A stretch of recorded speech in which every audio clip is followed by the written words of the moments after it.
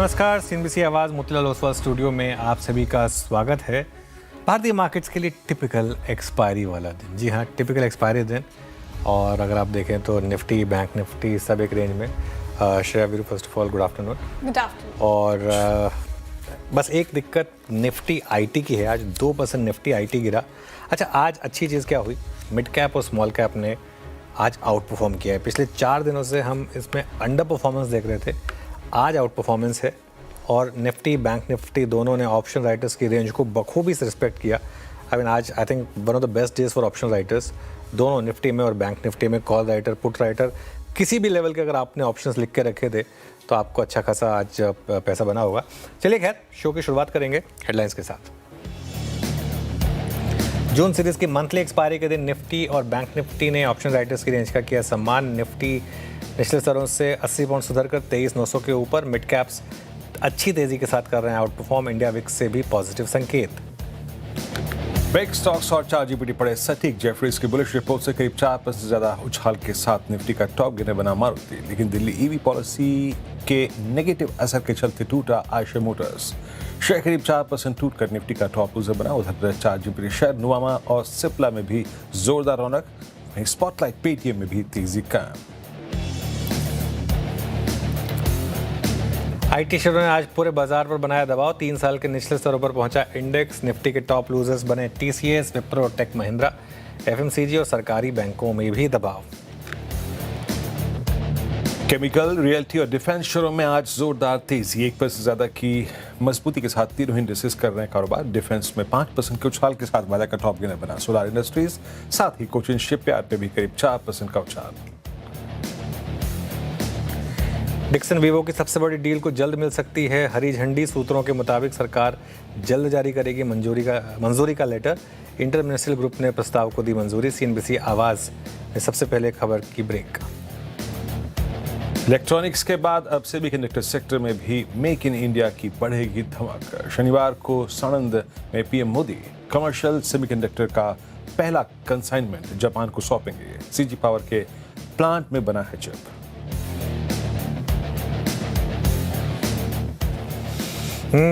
चलिए फिर, मार्केट में आज एक उतार चढ़ाव भरा दिन, लेकिन इम्पॉर्टेंट चीज़ क्या थी? शेयर सुबह आपने मुझसे सवाल पूछा था कि ये 23,850 के जोन में आ गया, अब क्या बचेगा? बचा दिया मार्केट ने, है ना।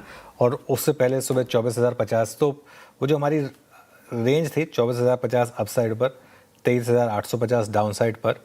और जितना आप 24,050 के करीब बेचें, जितना आप 23,850 के करीब लें, उतना मार्केट आपको रिवॉर्ड करेगा अगर आप उस तरीके से उसको प्ले कर पाए। तो बाय और सेल जोन दोनों इसको निफ्टी ने रिस्पेक्ट किया। एक बार बैंक निफ्टी पे रखिएगा इंटरडे चार्ट बैंक निफ्टी का। बैंक निफ्टी में भी देखिए एक रेंज थी मोटा मोटी 57,200 से 58,200 की, और करीब करीब 300 पॉइंट दोनों साइड, उससे कम में आज बैंक निफ्टी घूमा।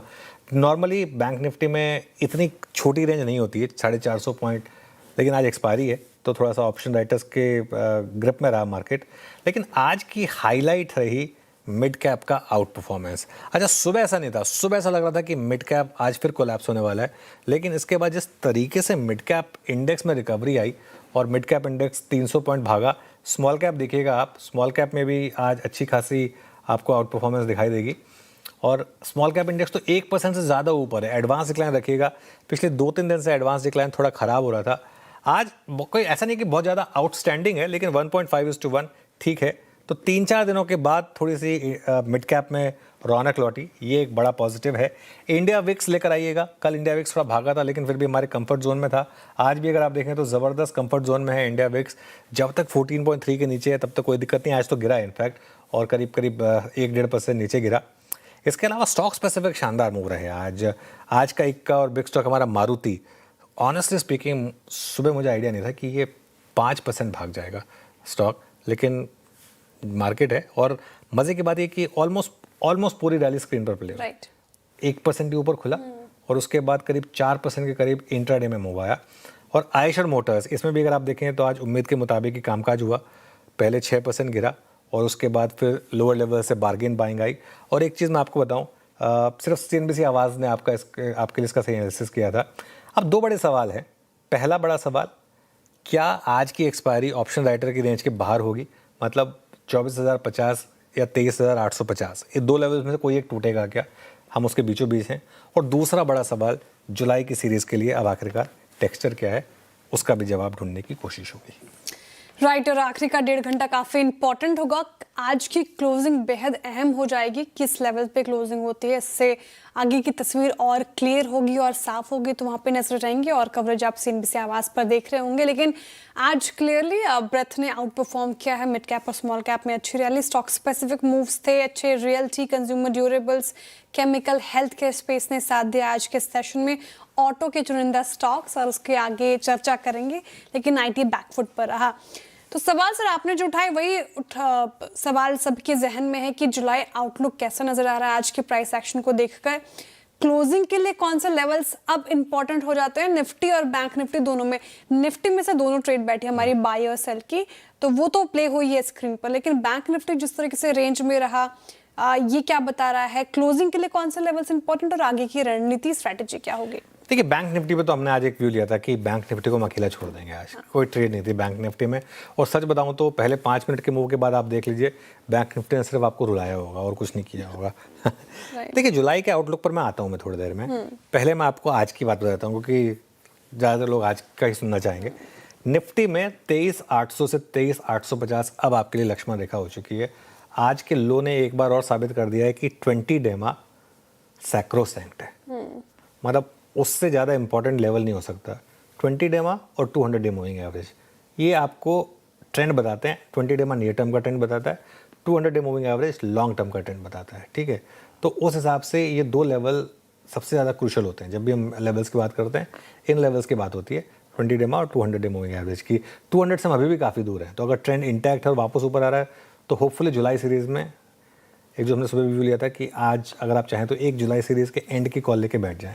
लेकिन खैर, जब तक इसके ऊपर है, ट्रेंड इंटैक्ट है।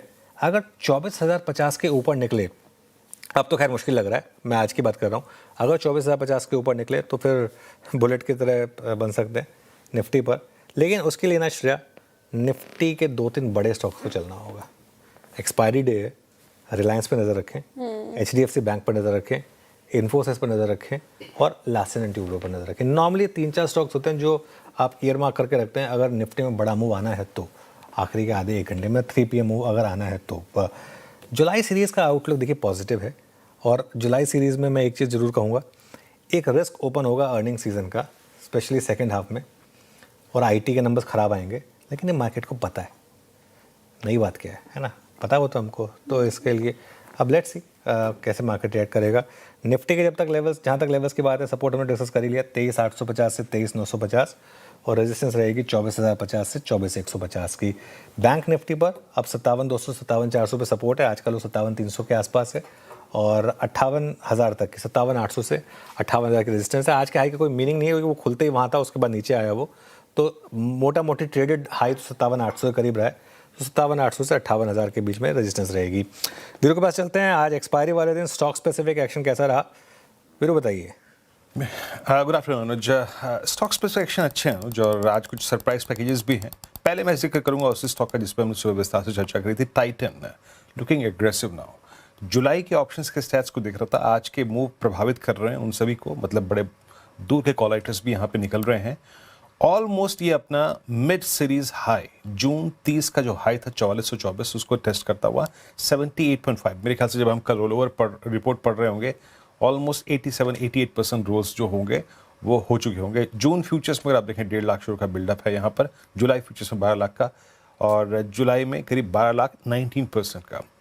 स्टिल में याद रखिएगा, इट्स ए इंटरमीडिएट मूव। क्यों? क्योंकि 16 अप्रैल का इसका हाई करीब 4570 का था, तो एक अच्छी शॉर्ट कवरिंग के फेज से बाहर निकला है स्टॉक का। दूसरा है, इस पर भी हम बातचीत सुबह कर चुके थे, बट GMR एयरपोर्ट्स हिस्टोरिकल जो लेवल्स थे उसको रीगेन किया इसने। GMR एयरपोर्ट्स 112 के स्तर पे आके ट्रेड करता हुआ, अब इसमें कोई भी अगर आप देखें जो सप्लाई जोन है वो सिर्फ परसिस्ट करता है करीब करीब 118 की रेंज में। 86% रोल ओवर के आंकड़े अपने आप को अगर आप देखें आपको रिफ्लेक्ट कर रहे हैं कि इस पूरी जून सीरीज में क्या हुआ। Long roll overs GMR airports में बड़ा impressive, next supply zone at 118। और जहां तक फार्मा का सवाल है, फार्मा पूरा चल रहा था, हम सुबह भी डिस्कस कर रहे थे। मैं यहाँ पे एक स्टॉक पकड़ूंगा, वो है इंटरमीडिएट मूव। एक बार लेके आइएगा मैनकाइंड फार्मा। हमने इसको एक दो सीरीज पहले अच्छा मूव देते हुए देखा था। मैनकाइंड फार्मा अब अपनी ऑलमोस्ट जनवरी 25 से चली आ रही पूरी स्लोपिंग डाउनवर्ड चल को काटता हुआ विद 84% रोल ओवर। मैं सुबह इस बात का जिक्र कर रहा था कि रोल ओवर्स जो हैं वो फार्मा में पिकअप कर रहे हैं, और आप देखिए करीब करीब जून फ्यूचर्स में शेडिंग हुई, यानी शॉर्ट कवर हुआ, और जुलाई फ्यूचर्स में आज लॉन्ग एंटर करते हुए। तो ये 3 स्पेस जो है, मतलब 3 काउंटर्स इस वक्त के अगर आप देखें सबसे इम्प्रेसिव नंबर्स लग रहे हैं। अनुज, मारुति पे बात करते हैं। मैं मारुति को इसलिए आज चुन के लाया था इस डिस्कशन में, हालांकि वो आज एक रिपोर्ट थी जिसका आपने सुबह उल्लेख किया था, उसके बाद शानदार मूव यहाँ पे आज पहली बार ये मेरे ख्याल से जनवरी 26 के बाद सारे एवरेजेस के ऊपर आके ट्रेड कर रहा है। मारुति पे क्या सेंस बन रहा है? एक समय लीडरशिप इसके हाथ में थी, लेकिन वो फिर उसके बाद एमएनएम के पास चली गई, है ना। मारुति पे सेंस क्या बन रहा है अनुज? और ये अभी भी सबसे बड़ा रिवॉर्ड होल्ड करता है, दैट्स व्हाई मतलब मेरा क्वेश्चन इसलिए है ये। देखिए, आई थिंक आजकल ना एक सही सेंस बन जाती है हमें सुबह का ब्रोकरेज नोट्स पढ़कर कि कौन सा सबसे ज़्यादा आउट परफॉर्म करेगा। और आई थिंक मारुति पर जिस तरीके से टारगेट प्राइस बढ़े हैं, मुझे लग रहा है एक जो सुबह हमने बात की थी, अगर ये जेफरीज की रिपोर्ट सही है और अगर ईपीएस में 17% का कैगर आ गया मारुति का आप 5 साल का चार्ट देखिएगा, ये तो खैर 12 महीने का चार्ट है, 12 महीने में करीब करीब ये स्टॉक 11% के करीब भागा है। 5 साल का चार्ट देखिएगा, 5 साल में करीब करीब 88% के करीब भागा है, ठीक है। इससे पहले एक फेज़ आया था जिसमें मारुति ने काफ़ी अंडर परफॉर्म किया था, बहुत ज़्यादा। तो आई थिंक मार्केट अब एक सेंस में है कि अगर 16-17% का ईपीएस कैगर है तो अपने आप मारुति की थोड़ी सी री रेटिंग होगी और वो स्टॉक प्राइस में आपको 20% का कैगर मिल सकता है अगले 5 साल में, इसकी पॉसिबिलिटी है। अब देखिए सब कंजेक्चर है, लेकिन इस वजह से आई थिंक आज मारुति में इस तरीके का मूव आया है, वीरू बिल्कुल भी सरप्राइजिंग नहीं है ये। और आई थिंक एक और चीज़ जो मार्केट फैक्टर करने की कोशिश कर रहा है कि कहीं ना कहीं जो एल्यूमिनियम प्राइसेस, पेंट प्राइसेस, इन सब की जो एक हाई लग चुके हैं, क्या अब वो हमारे पीछे हैं? कहने का मतलब ये कि कंपनी प्राइस हाइक कर चुकी है और वो एब्जॉर्ब हो चुकी हैं, और अब यहाँ से क्या कंपनी इसके मार्जिन जो हैं जो गिर रहे थे उस पर वो अरेस्ट होंगे और आगे जाके मार्जिन इम्प्रूव भी हो सकते हैं। आई थिंक ये एक सवाल है, इस वजह से आपने इस तरीके के मूव शायद आज मारुति में देखे हैं। चलिए आगे बढ़ते हैं सर। और मुझे याद है कि कल या परसों मैंने अपने आपसे प्रश्न पूछा था कि मिड कैप और स्मॉल कैप्स में क्या करना चाहिए, और आप जिस दिन थोड़ा ब्रेथ कमज़ोर था और आपने कहा था कि अभी तो शुरुआत हुई है इसकी, तो ब्रेथ जिस तरीके से आज फिर से आउट परफॉर्म कर रहा है, मिड कैप्स अपने ऑल टाइम हाई के आसपास, तो यहाँ से और कितना बड़ा अपसाइड इस पूरे स्मॉल कैप और मिड कैप में दिख रहे हैं? देखिए श्रेया, मिड कैप और स्मॉल कैप में ना एक बेसिक अंडरलाइंग होती है कि मार्केट कोलैप्स तो नहीं कर रहा है। आई थिंक पिछले 2-3 दिनों से, क्योंकि हम थोड़ा सा एक बार उस जोन को टेस्ट कर रहे थे निफ्टी में, तो कहीं ना कहीं थोड़ा लोगों को डर लग रहा था। लेकिन अब जिस तरीके से विक्स सेटल हो रहा है, जिस तरीके से मार्केट लोअर लेवल पे सपोर्ट ले रहा है और 20 डेमो को डिफेंड कर रहा है, आई थिंक एक सेंस बन रही है कि जो मिड कैप में 2-3 दिन का, 4-5 दिन का रादर कंसोलिडेशन था, वो शायद अब पूरा हुआ है। मिड कैप से ज़्यादा मेरी नज़रें स्मॉल कैप पे रहती हैं। स्मॉल कैप पे मेरी नज़र इसलिए रहती है क्योंकि सबसे ज़्यादा जो हमारा रिटेल व्यूअर है उसका पोर्टफोलियो स्मॉल कैप में होता है, और स्मॉल कैप ने सबसे ज़्यादा आउट परफॉर्म किया है पिछले 3 महीने, मिड कैप से भी ज़्यादा आउट परफॉर्म किया है। सबसे बड़ी बेयर मार्केट लेकिन स्मॉल कैप में आई थी पिछले 2 साल में, जो 2024 का हाई लगा था, वहाँ से जब हम गिरे थे, इंडेक्स पे हम 10-15% गिरे थे, लेकिन स्मॉल कैप में बुचरिंग हो गई थी। कई स्टॉक्स तो 80-80% गिर गए थे, लोगों के पोर्टफोलियो 50-50% गिरे थे। तो उस हिसाब से एक रिपेयर वर्क चल रहा है वहाँ पोर्टफोलियो में, और वो इम्पॉर्टेंट है। अगर आप देखेंगे पिछले 3 महीने में मार्केट के वो मीम बनने बंद हो गए हैं ना, क्योंकि अब लोगों के पोर्टफोलियो चल रहे हैं। पहले क्या होता था, निफ्टी में रैली भी होती थी तो लोग कहते थे यार मेरा पोर्टफोलियो नहीं चल रहा। अब उल्टा हो गया मामला, अब निफ्टी नहीं चल रहा है एक लेवल के बाद आके, लेकिन लोगों के पोर्टफोलियो चल रहे हैं। It's a good problem to have कि मिड कैप और स्मॉल कैप चल रहे हैं। चलिए अब आते हैं आज के रफ्तार के घोड़े और फिसड्डी स्टॉक्स पर। सबसे बड़ा रफ्तार का घोड़ा तो ऑब्वियसली मारुति में अगर आप देखें तो आज का बिग स्टॉक और आवास का आज का इक्का भी था। पॉजिटिव ब्रोकरेज कमेंट्री, जेफरीज की रिपोर्ट, ब्रोकरेज अपग्रेड और उससे सरपट दौड़ा। सम्मान कैपिटल बहुत इंटरेस्टिंग है क्योंकि सम्मान कैपिटल में ज़बरदस्त कॉल राइटिंग हुई थी हायर लेवल्स पर। आज ध्यान रखिएगा ये एफएनओ से बाहर आ रहा है और उस वजह से थोड़ी सी यहाँ पर एक अच्छी खासी शॉर्ट कवरिंग होनी शुरू हुई है। अब 5.5% ऊपर। सोलार इंडस्ट्रीज एक और स्टॉक, डिफेंस शेयरों में ज़बरदस्त मोमेंटम है, लगातार अच्छे मोमेंटम में डिफेंस, तो यहाँ पर एक अच्छा मूव। और एक और स्टॉक, आई थिंक इसको हमने 3-4 दिन पहले बिग स्टॉक्स में भी लिया था, कैप्री ग्लोबल। इसने एक 52 वीक हाई लगाया और एक रिपोर्ट है इकोनॉमिक टाइम्स में कि $500 मिलियन कंपनी जुटाने की तैयारी कर रही है। तो इस वजह से ये एक और स्टॉक है जो आज हमने रफ्तार के घोड़े स्टॉक्स में लिया। फिसड्डी स्टॉक्स में क्या क्या आता है? 2 स्टॉक्स हैं। पहला है आयशर मोटर्स। दिल्ली की ईवी पॉलिसी का इम्पैक्ट, सुबह 8:30 बजे सिर्फ CNBC आवाज़ ने आपको बताया था कि आज का एक्सीडेंट होगा ये और आज गिरेगा। साथ में ये भी बताया था कि लोअर लेवल से क्यों रिकवरी आएगी, क्योंकि एक है गिरावट, वो तो आनी थी, उसके बाद लोअर लेवल पर इन्वेस्टर आकर इसको बाय करेंगे, ये बात भी हमने की थी। और इसके अलावा TCS, विप्रो और LTM, इनकी शक्ल पहचानना थोड़ा मुश्किल होता जा रहा है, क्योंकि जिस तरीके से ये गिर रहे हैं। TCS ये कोई स्प्लिट नहीं है, ये वाकई में स्टॉक 2000 पर है और इस तरीके के मूव्स यहाँ पर आ रहे हैं। चलिए श्रेया, आगे बढ़ते हैं, कार्यक्रम क्रम समझेंगे और ट्रेंडिंग स्टॉक्स पे लेंगे। राइट, सो मार्केट प्रेशर में तो शुरुआत करूंगी आज के गिरने वाले स्टॉक्स के साथ। सबसे ज्यादा डेंट कहां पड़ता हुआ नजर आया है? आयशर मोटर्स इस लिस्ट में नंबर 1 पर 4% डाउन, और CNBC आवाज पर सटीक एनालिसिस हुई थी आज की दिल्ली ईवी पॉलिसी का इम्पैक्ट। टाटा कंज्यूमर टूट गया 3%, TCS और विप्रो भी जिक्र हो रहा था। IT पैक में भयंकर बिकवाली 3%, ये दोनों स्टॉक्स नीचे हैं। वायदा में अगेन आपको LTM नजर आएगा, IT पैक से 3.5% नीचे। KPIT टेक लुढ़क गया 4.5%। येस बैंक पे देखिए 3.5% की गिरावट आज के सेशन में। टाटा LXI भी 3% नीचे है। लेकिन इस कमजोर मार्केट में भी चले हैं बहुत सारे स्टॉक्स। मारुति सुजुकी आज का एक और बिग स्टॉक्स, जेफरीज की बुलिश रिपोर्ट 5% ऊपर। टाइटन देखिए 3% की तेजी यहाँ पर देखने को मिल रही है। कल भी अच्छा कर रहा था, आज भी अच्छा परफॉर्मेंस। बजाज फिनसर्व 2% और ऑटो पैक में अच्छी रौनक है। तो टाटा मोटर्स पैसेंजर व्हीकल भी आपको लगभग 3% ऊपर नजर आएगा। वायदा में डिफेंस पैक में जिस तरीके से तेजी, सोलर इंडस्ट्रीज 4.5% तेजी है यहाँ पर। सम्मान कैपिटल FNO में आखिरी दिन उसका एक असर 5.5% ऊपर। SRF केमिकल स्पेस में भी बाइंग है आज के सेशन में 4.5%। और कोचिन शिपयार्ड अगेन डिफेंस का स्टॉक जो कि 5% की तेजी के साथ DSI के आसपास कर रहा है कामकाज। आगे बढ़ते हैं और समझाते हूँ कि आज कार्यक्रम में होगा क्या। फंडामेंटल राय देने के लिए हमारे साथ होंगे मार्केट्स विद इंडिया के मयूरेश जोशी जी।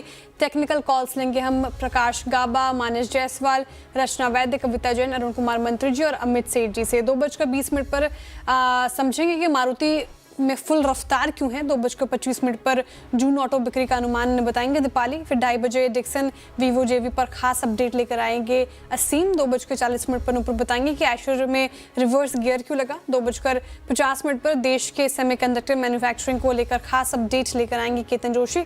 2:55 पे बिग मार्केट वॉइस में हमारे साथ जुड़ेंगे DR चोकसी फिनसर्व के MD देवेन चोकसी जी। 3:10 पर अरुण जी से स्ट्रैटेजी। 3:15 पर ऊपर बताएंगी डीलर्स के रडार पर कौन से स्टॉक से। 3:20 पर होगा BTST STBT कॉल्स।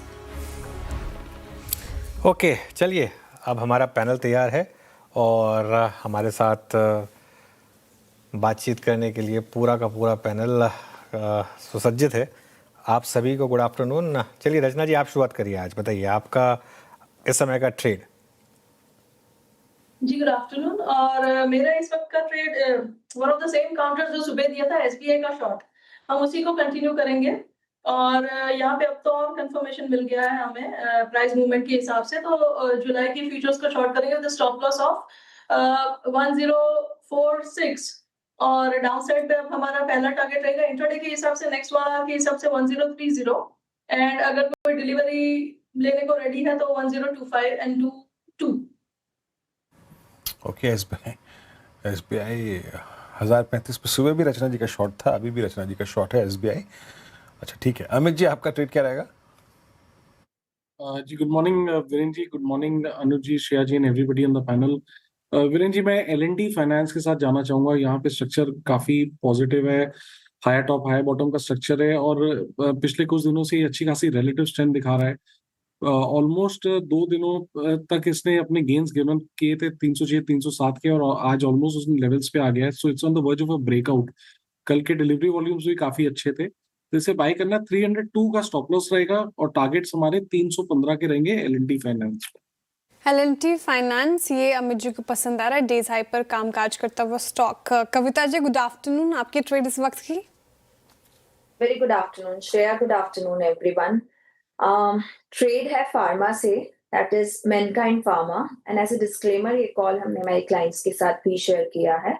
अपने 10 EMA से दोबारा एक अच्छा कंफर्मेशन कैंडल फ्रेम करते हुए है, 2538 के लेवल पर है। For the price move of 2590 one can go long on Mankind pharma.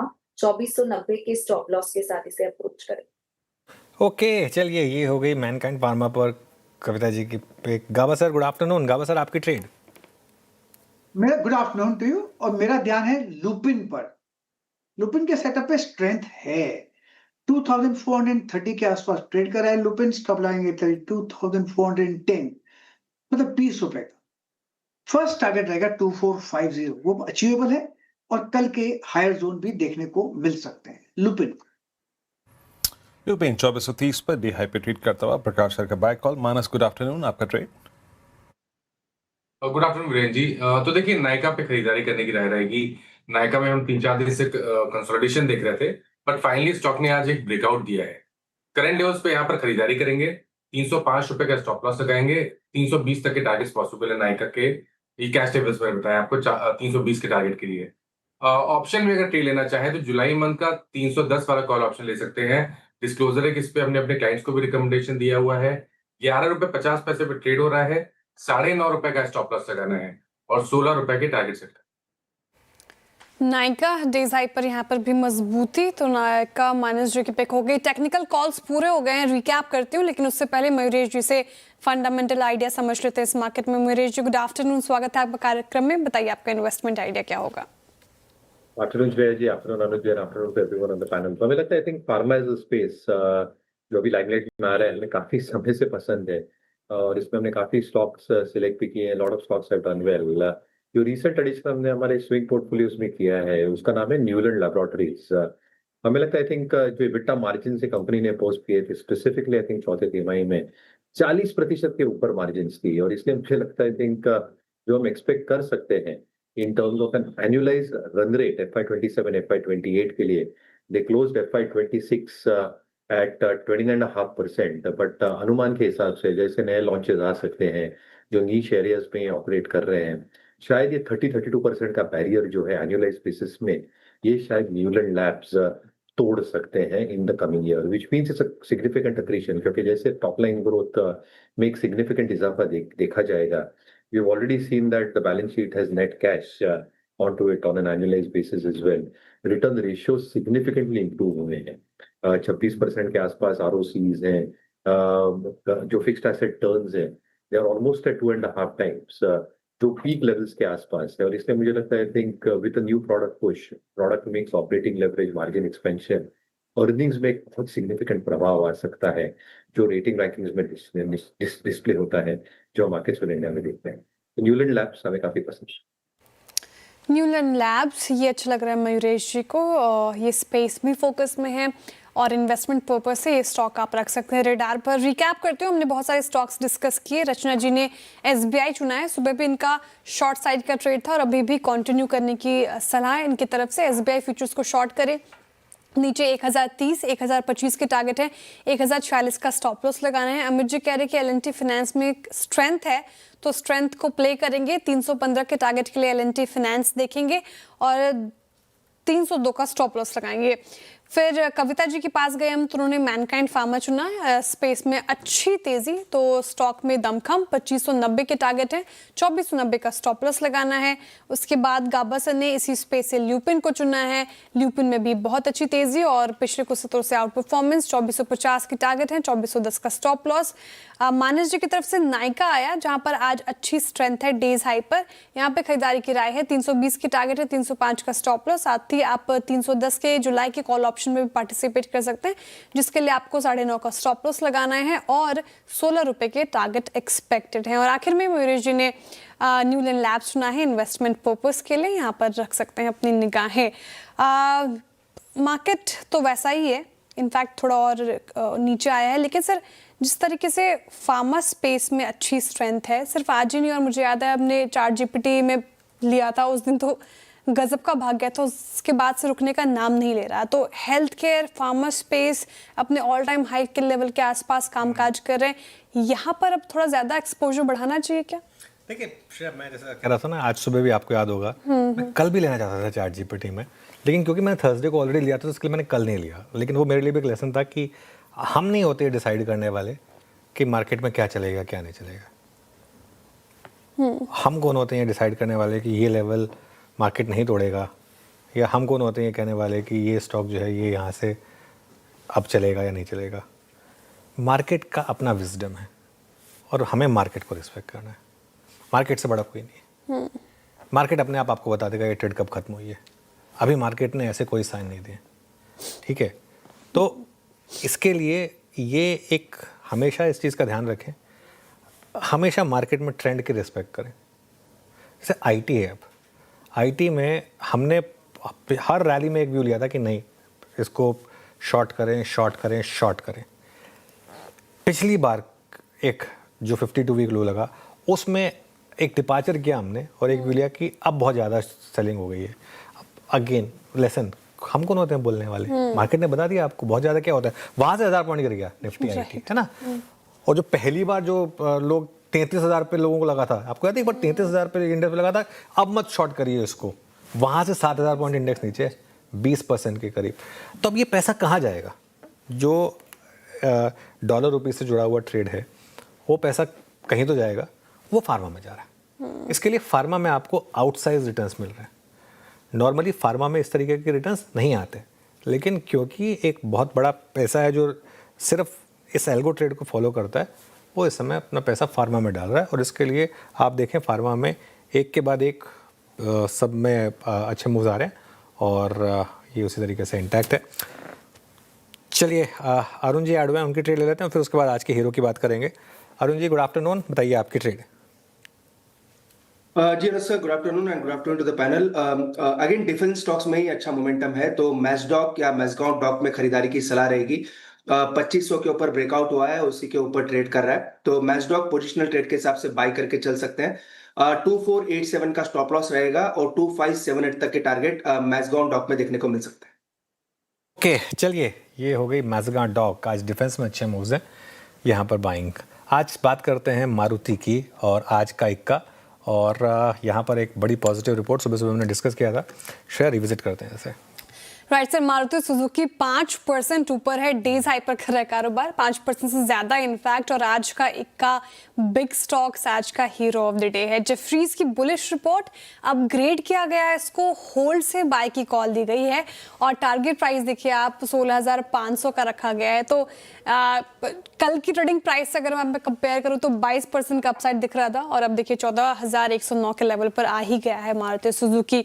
तो इस कदर के मूव्स आए हैं आज। अच्छा, जेफरीज का मानना है कि पैसेंजर व्हीकल सेगमेंट में मजबूत डिमांड बनी हुई है, उसका एक बड़ा फायदा मारुति को होता हुआ नजर आएगा। और क्रूड ऑयल जिस तरीके से करेक्ट हुए हैं उससे डिमांड को लेकर जो चिंताएं थी अब वो कहीं ना कहीं धूमिल होती हुई नजर आ रही है। दूसरी बड़ी चीज और अच्छी चीज ये है कि स्टील एल्यूमिनियम के प्राइसेस जिस कदर से नरम हुए हैं, तो इससे मारुति सुजुकी को फायदा कैसे होगा, तो इनकी जो मैन्युफैक्चरिंग कॉस्ट्स हैं वो कम होंगे तो फिर मार्जिन्स पर दबाव घटेगा, मार्जिन्स इंप्रूव होंगे तो मारुति सुजुकी को ऑब्वियसली फायदा होता हुआ नजर आएगा। जेफरीज ने एस्टिमेट बढ़ाया है ईपीएस का, तो फाइनेंशियल ईयर 27-29 के लिए अपनी ईपीएस एस्टिमेट्स 2 से 4% तक बढ़ा दिए गए हैं। तो जब एस्टिमेट्स बढ़ाए जाते हैं ईपीएस के तो वो काफ़ी बड़ा पॉजिटिव हो जाता है स्टॉक के लिए। और फाइनेंशियल ईयर 26 और 29 के दौरान ब्रोकरेज को उम्मीद है कि मारुति की जो ईपीएस है वो करीब 16% की गति से बढ़ेगी। तो इस नंबर को काफ़ी रिस्पेक्ट किया है आज मार्केट ने, इसलिए ऐसा रिएक्शन। और इतना ही नहीं, वैल्यूएशन भी काफ़ी अट्रैक्टिव नजर आ रही है मारुति सुजुकी की। जेफरीज का मानना है कि निफ्टी 50 से 16% कम प्रदर्शन दिखाया है, 16% गिरा है इनफैक्ट अगर निफ्टी 50 से कंपेयर करें इस साल में अब तक। तो इसलिए वैल्यूएशन भी काफ़ी अट्रैक्टिव नजर आ रही है। तो तमाम चीज़ें मारुति सुजुकी के फेवर में है फिलहाल, इसलिए आज 5.5% के करीब ऊपर स्टॉक और आज का इक्का भी था ये। बिल्कुल, आज का हीरो भी बना मारुति सुजुकी, ये क्लियरली। मयूरेश जी क्या भी रहेगा मारुति पर? ये अनुज जिनके पास से बिल्कुल बने रहना चाहिए। आई थिंक दो चीज़, एक है जिनके पास प्रोडक्ट मिक्स है या प्रोडक्ट प्रोफाइल है, एंट्री लेवल से लेके हाइब्रिड्स तक का, और जो ये वैरायटी या variations in view of market condition जैसे चेंज हो रहे लेते आ रहे हैं at a very affordable price in terms of the platform that they are launching, ये step in the right direction है। दूसरा, मैं हमेशा मानता हूँ, आई थिंक जो सेल्स एंड डिस्ट्रीब्यूशन नेटवर्क होता है कोई भी ऑटो कंपनी के लिए बहुत महत्वपूर्ण होता है, स्पेसिफिकली इंडियन कॉन्टेक्स्ट में, because it is not just the cost of an ownership of a car, but जब सर्विस, मेंटेनेंस, रिपेयर, स्पेयर्स की बात आती है तो I think it has to happen at a very reasonable cost for a large part of urban India and rural India and semi urban India as well. तो कहीं ना कहीं I think Maruti वो कंडीशन काफी अच्छी तरह से सेटिस्फाई कर रहा है। और तीसरा, आई थिंक जो एक्स्ट्रा सर्विस ऑफरिंग्स है, जो प्रीमियम ऑफरिंग्स है, either through their Nexa showrooms in terms of sales, service, distribution, yeah, high-end cars that they're probably expected to take out of their stable, ये high-end customers को भी I think एक attract करता है, which probably means कि जो entire spectrum है इनके पास है। दूसरा, I think input cost जो एक increase देखा गया था, that will be for the industry as a whole, but कहीं ना कहीं I think with the West Asian crisis coming to an end, I think एक जो softness दिख सकती है वो शायद रिफ्लेक्ट हो जाए in the second half quite attractively for a player like Maruti Suzuki. तो मुझे लगता है कि एक लीडरशिप स्टॉक है, वैल्यूएशंस अभी रीजनेबल हो गए इन माय ओपिनियन, और growth trajectory of the next 3 to 4 years काफी ठीक ठाक है। मीनवाइल एक बार जरा इंडेक्स लेकर आइए निफ्टी, और देखिए पिछले कुछ मिनटों में किस तरीके के मूव्स आए हैं, और एकदम से आई थिंक करीब 60-70 पॉइंट का मूव आया लोअर लेवल से। मिड कैप इंडेक्स रखिएगा, मिड कैप इंडेक्स में भी एक अच्छा खासा मूव आया लोअर लेवल से ज़बरदस्त, और इनफैक्ट मिड कैप तो वैसे ही डे हाई पर था, लेकिन इसमें और ऐड हुए पॉइंट्स, और करीब 400 पॉइंट्स यहाँ पर ऐड होते हुए, तो मिड कैप यहाँ पर भी अच्छे मूव्स आ रहे हैं। चलिए हम ऑटो की बात कर रहे हैं, तो अब ऑटो के नंबर्स आएंगे जो कल मार्केट के लिए एक बहुत बड़ा क्यू होगा, और जून में कैसे रहेंगे ऑटो सेल्स। दीपाली आज मुंबई में है। Deepali, good afternoon, welcome to Mumbai. बताइए कैसे रहेंगे एस्टिमेट्स ऑटो सेल्स में? ऑटो सेल्स के नंबर्स जून में अच्छे रह सकते हैं, और इम्पॉर्टेंट ये है कि 2 व्हीलर सेगमेंट हो या 4 व्हीलर सेगमेंट हो, डिमांड स्ट्रांग रही है जून के दौरान।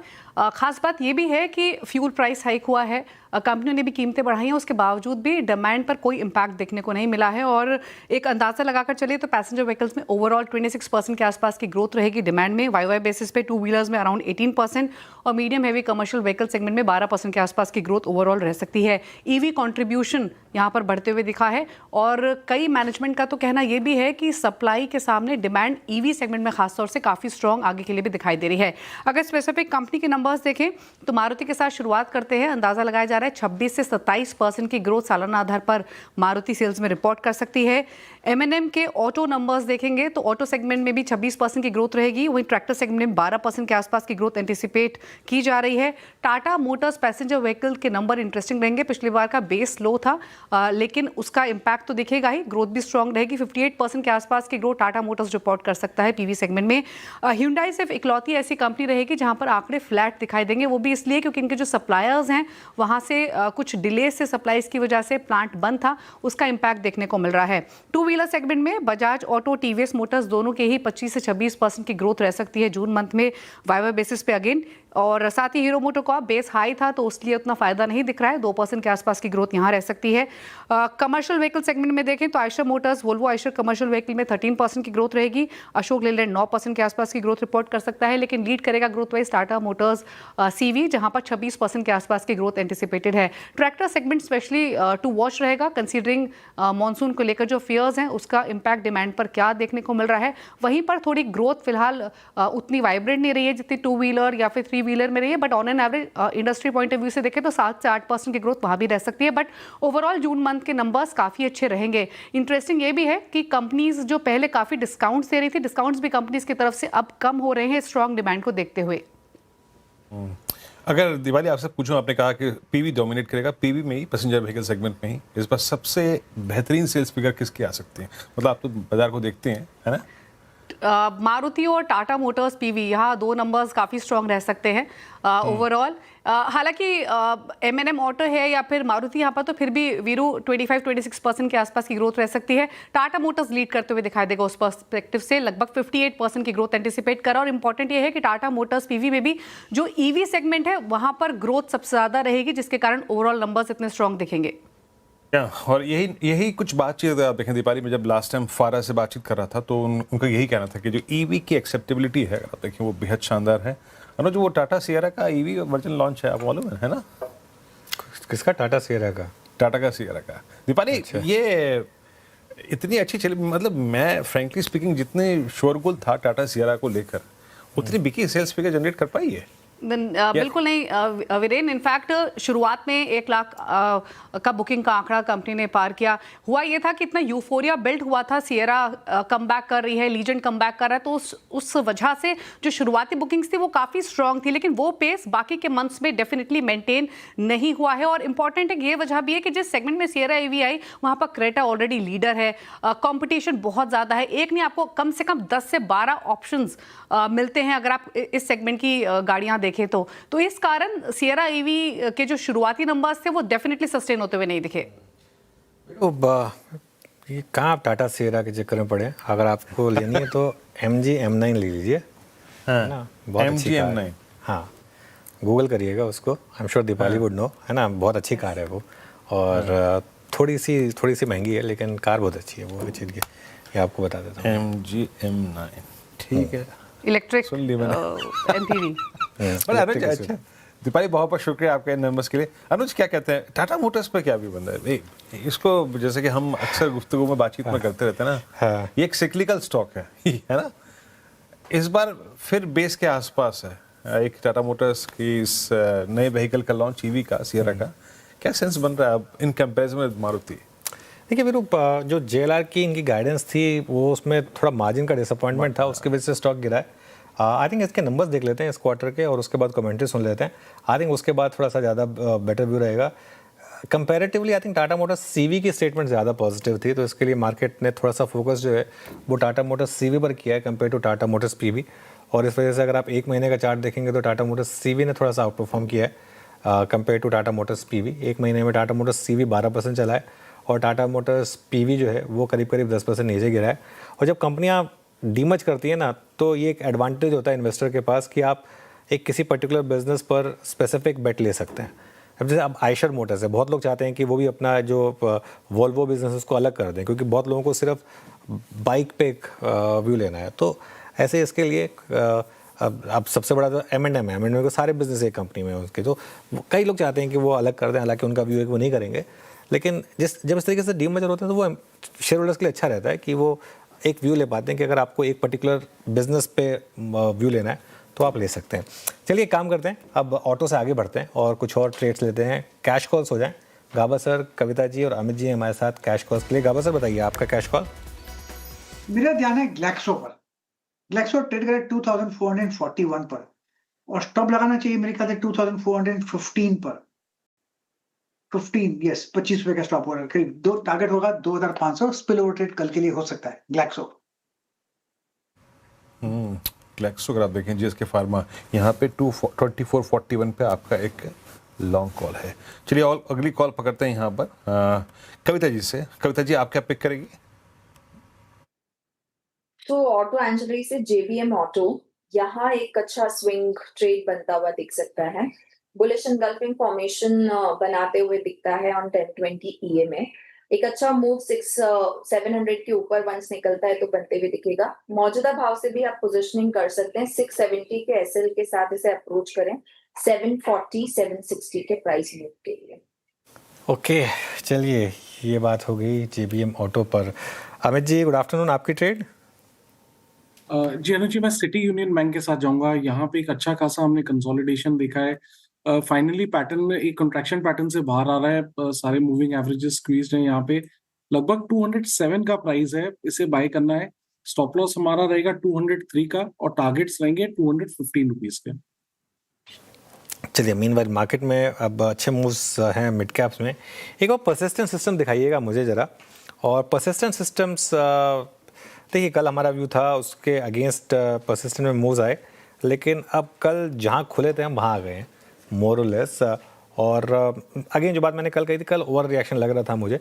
आज IT नीचे, उसके बावजूद परसिस्टेंट जो है उसमें अच्छे मूव्स यहाँ पर इस समय आ रहे हैं। अच्छा मेरे जी, आपने स्टडी किया क्या परसिस्टेंट का ये जो एक्विजिशन है, कैसे देख रहे हैं आप इसे? नहीं, over longer period of time या मीडियम टर्म के हिसाब से भी I think obviously it will start building in terms of synergies, दोनों रेवेन्यू और कॉस्ट फ्रंट पे हैं और एडेड रेवेन्यूज या एवेन्यूज देते हैं परसिस्टेंट सिस्टम्स को, जो खुद की सिस्टम्स एंड प्लेटफॉर्म्स डेवलप कर रहे हैं. ऑब्वियसली एक कंसिस्टेंट परफॉर्मर रहा था till date, persistent in terms of numbers. Obviously I think आपको थोड़ा समय देना पड़ेगा for the entire perspective to probably get played out. But generally I think जो सेंटिमेंट्स है surrounding the IT sector as a whole, ये काफी नरम है, काफी सॉफ्ट है. ग्रोथ वेक्टर्स एब्सेंट दिख रहे हैं. And in absence of that entire AI trade or the growth in the AI trade itself, organically, inorganically, kahin na kahin I think a consolidation phase is. It's a very good company. Acquisition will obviously play out wonderfully well in the medium term for persistent. But kahin na kahin I think एक sector का जो momentum नहीं है और दूसरा I think ramp up in terms of AI revenue. So ये दो चीजें I think street देखना चाहिए. परसिस्टेंट 43-41 पर आप देखें तो खैर ये भी है. चलिए अब एक काम करते हैं, इंडेक्स को थोड़ा सा एक बार टटोल लेते हैं. सेंसेक्स अगेन आई मीन वही 23941 इस ट्रैजेक्टरी में आ गया और निफ्टी बैंक लेके आई है स्क्रीन पर. निफ्टी बैंक वहीं पर अभी करीब 57,714, एक typical classical expiry day. Nifty bank का लो रहा 10 डे में और निफ्टी का लो रहा 50-20 डे में. अभी अनुज ने एक फार्मा पे डेडिकेटेड डिस्कशन किया. Look at Laurus. I mean Laurus को ना देखते ही बनता है. लॉरस अब जाके 1517 के पैच को हिट कर रहा था. किसकी कॉल थी क्या ये गावस्कर की थी या किसकी थी? बट अब ये उस जोन में ट्रेड कर रहा है जो कि कल जिसमें नहीं ट्रेड कर पाया. It will be an all time high close for Laurus. एक बार रोल ओवर रखिएगा, इसके रोल ओवर्स की फिगर लिखाइए प्लीज जरा. मानस, मुझे मालूम है मैं थोड़ा सा किसी एक ओवरबॉट स्टॉक के बारे में बात कर रहा हूँ, है ना, बट दिक्कत यह है कि लॉरस ओवरबॉट ट्रैजेक्टरी में ही पैसा बना के देता है. आपका व्यू क्या कहता है? अगर कोई स्प्रेड क्रिएट करनी हो, कोई प्लेन वनीला स्ट्रैटेजी लॉरस के लिए, सेंस क्या कहता है? तो देखिए यहाँ पर कल ब्रेकआउट देखने को मिला था. कल मैंने यहाँ पर एक BTST रिकमेंडेशन भी दिया था. अभी कुछ देर पहले यहाँ पर मैंने ऑप्शन में प्रॉफिट बुक किया अपने क्लाइंट्स के लिए. तो ये ध्यान रखें. ओवरऑल ट्रेंड पॉजिटिव है. मेरा समझना है कि जो नेक्स्ट टारगेट होगा वो 1550 से 1560 की रेंज में होगा. तो अगर एक ट्रेड लेना हो तो अभी भी आप करंट लेवल्स पे ट्रेड ले सकते हैं, लेकिन अब आपको स्टॉप लॉस लगाना है 1490 का. 1490 का अगर आप स्टॉप लॉस लगा सकते हैं तो 1550 1560 के टारगेट के लिए अभी भी खरीदारी करनी चाहिए. ओके, चलिए ये हो गई आपके लिए लॉरस लैब्स पर एक अप्रोच. अब बात करते हैं टू व्हीलर्स में, जहां पर ईवी कंपनियों में अच्छी तेज़ी है. ओला 9% ऊपर है, एथर 5% और बाकी स्टॉक्स भी अच्छा कर रहे हैं.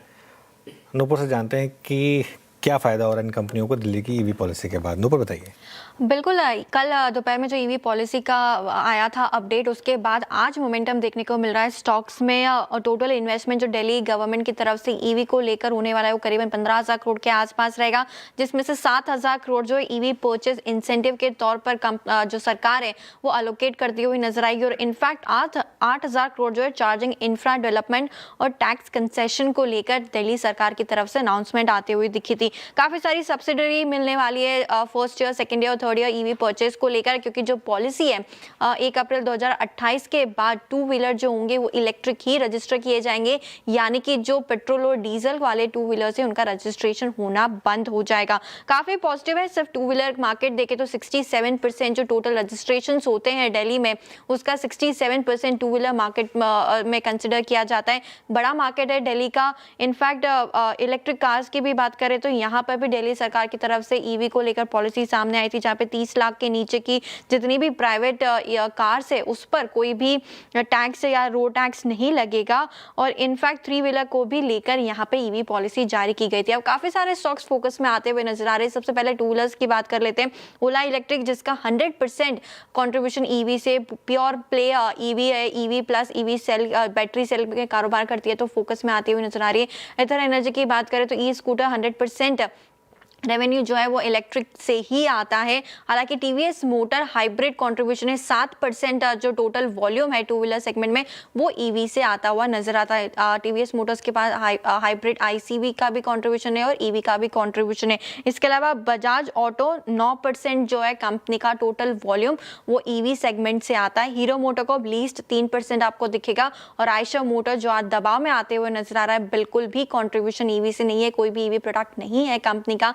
इसीलिए आज यहाँ पर दबाव देखने को मिला है। फोर व्हीलर की बात करें तो M&M 6 से 7% ईवी से आता है इनका कंट्रीब्यूशन, और टाटा मोटर्स की भी बात करें तो 12 से 13% कंट्रीब्यूशन वॉल्यूम्स में ईवी के तौर पर आता है। तो जिन कंपनीज का ईवी का कंट्रीब्यूशन सबसे ज्यादा है आज वो कंपनीज फोकस में। आयशर पिट गया क्योंकि कोई भी कंट्रीब्यूशन ईवी से नहीं होता। बिल्कुल, तो आयशर में इसीलिए पिटाई हो गई, लेकिन बाकी सब स्टॉक्स में अच्छे मूव्स हैं। ओला और एथर जो अभी सबसे ज़्यादा बड़े प्लेयर्स हैं, इवन हीरो बड़ा प्ले है। टीवीएस मोटर सुबह टीवीएस मोटर भी हमने ग्रीन में लिया था क्योंकि एक बार टीवीएस का भी इंटरडे रखिएगा चार्ट।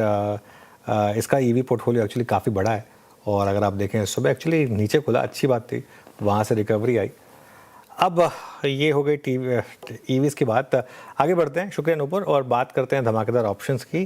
3 ट्रेड्स आपके लिए मानस जी की तरफ से, रचना जी की तरफ से और अमित जी की तरफ से। मानस जी, आप शुरुआत करें। तो देखिए, धमाकेदार ऑप्शन के लिए एल&टी फाइनेंस पे मेरा ध्यान है, जहां पर अभी कुछ मिनटों पहले एक ब्रेकआउट देखने को मिला है। तो इस मूव को प्ले करने के लिए एलटीएफ का 310 वाला कॉल ऑप्शन जुलाई मंथ का लिया जा सकता है। 13 रुपए पे ट्रेड हो रहा है। 9 रुपए 90 पैसे के स्टॉप लॉस से खरीदारी करेंगे। 20 रुपए तक के टारगेट्स पॉसिबल है। अब डिस्क्लोजर है कि इस पे हमने अपने क्लाइंट्स को भी रिकमेंडेशन दिया हुआ है। ओके, एल&टी फाइनेंस 310 की कॉल, यहाँ पे शानदार मूव। अमित जी, आपका ऑप्शन ट्रेड क्या रहेगा? वीरेन जी, मैं सिप्ला के साथ जाना चाहूंगा। सिप्ला का 1470 का कॉल ऑप्शन लगभग 46 रुपीज पे ट्रेड कर रहा है अगले महीने का, तो इसे बाय करना है। स्टॉप लॉस हमारा यहाँ पे रहेगा 25 का और टारगेट्स 80 रुपीज के रहेंगे 1470 के कॉल ऑप्शन पर। ओके, चलिए रचना जी, आप बताइए आपकी ट्रेड। जी, मेरी तरफ से मैक्स हेल्थ रहेगा जिसमें हम पी बाय करेंगे 1140 का, जो कि 33 के करीब ट्रेड करा। हम इसमें ऐसे लगा सकते हैं 28 पे, एंड अपसाइड पे हमारे टारगेट रह सकता है 44 एंड 48, एंड ये मेरे क्लाइंट्स के पास हो सकता है। सॉरी, पी है या सी है? पी है। अच्छा, कोई दुश्मनी है क्या रचना जी आज मार्केट से? आप सिर्फ शॉर्ट कॉल ही दे रही हैं आज तो। नहीं, मैक्स हेल्थ में बहुत ज्यादा शार्प मूवमेंट है, बहुत दिनों की है, और पिछले 2 दिन की बहुत नैरो रेंज में से वो ब्रेक डाउन हो रहा है, इसीलिए। नहीं भाई, मुझे वीरू ऐसा लग रहा है ना आपको थोड़ा सा कहीं ना कहीं कुछ। आज रचना जी गुस्से में लग रही है। मेरे को ज्यादा भिड़ने की जरूरत भी नहीं हमको, है ना रचना जी? कोई झगड़ा वगड़ा हुआ है क्या आज किसी से? आज नहीं छोड़ूंगी। आज सुबह से आप एसबीआई के पीछे हैं। मैंने पूछा भी श्रेया से कि एसबीआई के ब्रांच में झगड़ा वगड़ा हुआ है क्या आपका आज, है ना? खैर कोई बात नहीं। खैर एसबीआई डील हो, पर ऐसी बात नहीं है। ठीक है, आपकी कैलकुलेशन वो थी, कोई बात नहीं। चलिए, ट्रेड्स पूरे हो गए, इससे ज़्यादा बात भी नहीं कर सकते इस मुद्दे पे। खैर, है ना, आगे बढ़ते हैं। मैक्स हेल्थ केयर आपकी, अगर आप देखिए यहाँ पे कॉल रही है। ये तो ऑप्शन ट्रेड से पूरे हो गए और 1-2 चीज़ें और देख लेते हैं यहाँ पर जो अच्छा कर रही हैं। अभी मानस जी ने एफएसएन ई कॉमर्स दिया था ना मेरे ख्याल से। Yes, it's 311 day high, all time high भी एफएसएन ई कॉमर्स का यहाँ पर। नहीं, सॉरी, माफ कीजिएगा, एफएसएन का ये ऑल टाइम हाई नहीं है, ये है जून 2022 के बाद अब तक का सबसे हाईएस्ट लेवल।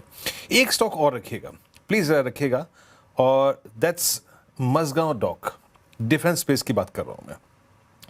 2530। अमित जी, ये रिवर्सल वाले जो टेंडेंसी वाले स्टॉक्स हैं ना, मैं उनमें इसको रख रहा हूँ।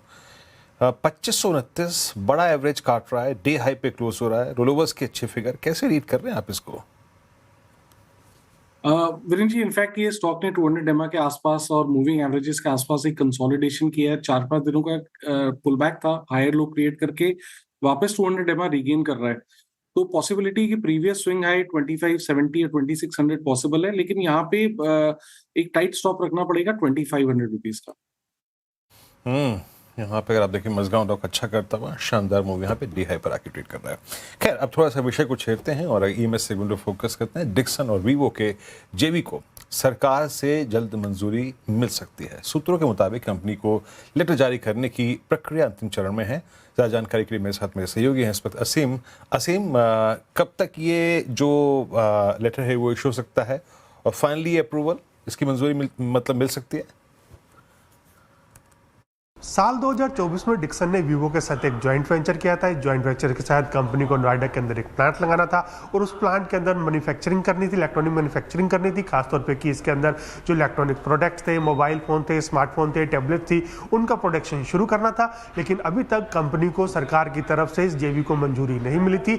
लेकिन जो हमें सूत्र बता रहे हैं कि कंपनी को जो फॉर्मल अप्रूवल देने की प्रोसेस है वो अपने अंतिम स्टेज में पहुंच गई है और बहुत जल्दी कंपनी को इसका फॉर्मल लेटर भी जारी किया जा सकता है। ये भी बता दूं कि जो इंटरनेशनल ग्रुप है उसने कंपनी की जो प्रस्ताव है उसको बहुत पहले ही मंजूरी दे दी थी। लेकिन जो कंपनी को जो प्रोसेस थी वो काफ़ी प्रोसेस में जो काम चल रहा था वो अपने अंतिम 2 चरण के अंदर अब पहुंच गया और बहुत जल्दी आप कंपनी को एक फॉर्मल अप्रूवल मिलता हुआ देख सकते हैं। ओके, चलिए डिक्सन टेक, सबसे पहले CNBC आवाज़ ने स्टोरी ब्रेक की, उसके बाद खैर ऑब्वियसली सभी चैनल्स ने पिक किया उसको, लेकिन वो जो मूव देख रहे हैं आप वो CNBC आवाज़ की स्टोरी ब्रेक करने के बाद आया था, उसके बाद थोड़ी सी प्रॉफिट बुकिंग आई। चलिए अब आगे बढ़ते हैं, 4 का चौका लेंगे। 4 का चौका में सस्ता ऑप्शन ट्रेड लेंगे मानस जी से, फिर चलेंगे FNO सुपरस्टार के लिए रचना जी के पास। रचना जी प्रेशर में बताइएगा। अरुण जी के पास चलेंगे फिर चार्ट का चमत्कार के लिए, और मिड के फंडा के लिए महेश जी के पास। तो सस्ता ऑप्शन लेते हैं पहले मानस जी से। मानस जी बताइए। तो देखिए, सस्ता ऑप्शन के लिए कोची शिपयार्ड पे के ऑप्शन में खरीदारी करनी है। यहाँ पर एक हायर बॉटम बना है, स्टॉक ने अपने 10-20 डे मूविंग एवरेज को रिगेन कर लिया है, तो इसके ऑप्शन में खरीदारी करेंगे। 1500 वाला जुलाई मंथ का कॉल ऑप्शन जो 54 रुपीज पे ट्रेड हो रहा है, वहां पर आपको खरीदारी करनी है। स्टॉप लॉस आपको लगाना है 44 रुपीज का और टारगेट सेट करने हैं 75 रुपीज का। कोचिन शिपयार्ड डिफेंस से मूव आ रहे हैं। मानस जी ने कोचिन शिपयार्ड को कैप्चर कर लिया। यहाँ पे पहला स्टॉक सस्ता ऑप्शन FNO सुपरस्टार रचना जी से पिक करते हैं। रचना जी क्या पिक कर रही हैं आप? जी मैं लॉन्ग साइड पे पिक करूंगी और ये प्रेशर से नहीं है, बट यस हेवल्स में बहुत दिनों से एक रिपीटेड लेवल पे सपोर्ट लिया जा रहा है फ्यूचर्स पे। 1166 पे है इसका प्राइस और 1150 के आसपास एक रेंज टाइप बना हुआ है, तो मीन रिवर्जन के लिए ये कप स्विंग दे सकता है जो इस काउंटर को 1185 तक लेके जा सकता है। 10 रुपए का ऐसे लगाएंगे 1155 है फॉर टारगेट ऑफ 1185। चलिए रचना जी की तरफ से लॉन्ग ट्रेड हेवल्स पर। अब अरुण जी के पास चलें चार्ट का चमत्कार के लिए। अरुण जी क्या पिक कर रहे हैं आप? जी सब पॉलीकैप में खरीदारी की सलाह रहेगी। एक एक्सीलेंट ब्रेकआउट देखने को मिला है और कल के हाई के ऊपर स्टॉक निकलता हुआ नजर आ रहा है। मुझे लग रहा है ये स्टॉक यहाँ से 10,300 से 10,350 तक के भी लेवल दिखा सकता है, तो पॉलीकैप को लॉन्ग करने की सलाह है। 9880 का स्टॉप लॉस लगाएं और 10,320 तक के टारगेट है। पॉलीकैप 9985 एक कूलिंग ऑफ के बाद ये स्टॉक फिर शूट अप कर रहा है और let's see in close to expiry. बहुत अच्छा मूव यहाँ पे, पिछले 3-4 दिन की जो भी शॉर्ट्स थी वो कवर होती हुई। मयूरेश मिड कैप फंड क्या पिक करेंगे आप? कैपिटल मार्केट थीम से हमें ग्रो काफी अच्छा लग रहा है वीरू जी। हमें लगता है आई थिंक ग्रो के जो नंबर्स आए थे चौथी तिमाही में काफी शानदार थे और हम एक्सपेक्ट कर सकते हैं कि ईयर ऑन ईयर ग्रोथ तो अच्छी आई थी। 80% ऑफलाइन ग्रोथ थी, एबिटा में लगभग 125% की थी, but quarter on quarter growth भी काफी सिग्निफिकेंट आई थी। In our own opinion I think जो अंडरलाइंग फैक्ट है कि नंबर ऑफ कस्टमर्स ऐड होते जा रहे हैं ट्रेडिंग प्लेटफॉर्म पे, म्यूचुअल फंड प्लेटफॉर्म पे, जो सब्सक्राइबर बेस ऐड होते जा रहे हैं, जो ट्रांजैक्टिंग कस्टमर्स हैं एवरी पासिंग मंथ वो इंक्रीज होते जा रहे हैं, कस्टमर का नेट एसेट बेस जो बढ़ते जा रहा है और जो नई नई फैसिलिटीज है इनकॉर्पोरेट कर रहे हैं अपने बिजनेस मॉडल में। हालांकि लॉस मेकिंग है at this point of time, उनके एमएफ डिस्ट्रीब्यूशन का कारोबार हो, जो फिजडम का एक्विजिशन उन्होंने किया था वो, but over the next few quarters शायद फिजडम जैसा एक acquisition should break even and जो ओवरऑल नंबर्स रहेंगे उसमें शायद कंसिस्टेंसी देखी जाएगी irrespective of what happens in terms of hard commodity prices move etcetera. तो मुझे लगता है आई थिंक ग्रो एक अच्छा विकल्प हो सकता है कैपिटल मार्केट स्पेस से। क्लियर डिस्क्लेमर, ये स्टॉक हमारे पोर्टफोलियोज में है, क्लाइंट के पास इसकी रिस्क तो बिल एंड ब्रेन्स यानी कि ग्रो ये हो गई महेश जी के पिक। 4 ट्रेड्स मानस जी की तरफ से कोचिन शिपयार्ड, यहाँ पर सस्ता ऑप्शन में आपके लिए जुलाई का 1500 कॉल ऑप्शन सजेस्ट किया गया है, 44 के स्टॉप लॉस, 75 के टारगेट, 2:1 का रिस्क रिवॉर्ड। रचना जी की तरफ से हेवल्स पर लॉन्ग कॉल 1155 के स्टॉप लॉस और 1185 के टारगेट्स। पॉलीकैब अरुण जी के पिक, चार्ट का चमत्कार में 9880 के स्टॉप लॉस और 10,320 के टारगेट। और मयूरेश जी की तरफ से ग्रो यानी कि बिल एंड ब्रेन्स, यहाँ पर आप एक्यूमुलेट कर सकते हैं, ये उनकी तरफ से हो गई इन्वेस्टमेंट बेट। स्टॉक्स में लेकर आइए आप टाइटन अब जरा, और टाइटन में एक और अच्छा मूव, सुबह हम बात कर रहे थे टाइटन की, करीब करीब 3% ऊपर। Force Motors I think Thursday को लिया था हमने, फोर्स मोटर्स स्पॉटलाइट में, और थर्सडे को लिया था, हाँ शायद, उस दिन नहीं चला था ज़्यादा, लेकिन आज अच्छे मूव है, करीब करीब 4, इनफैक्ट अब 4-4.5% के मूव्स यहाँ पर। ये मानस जी एक बार फोर्स मोटर्स का चार्ट देखिए, कोई व्यू स्टॉक पर?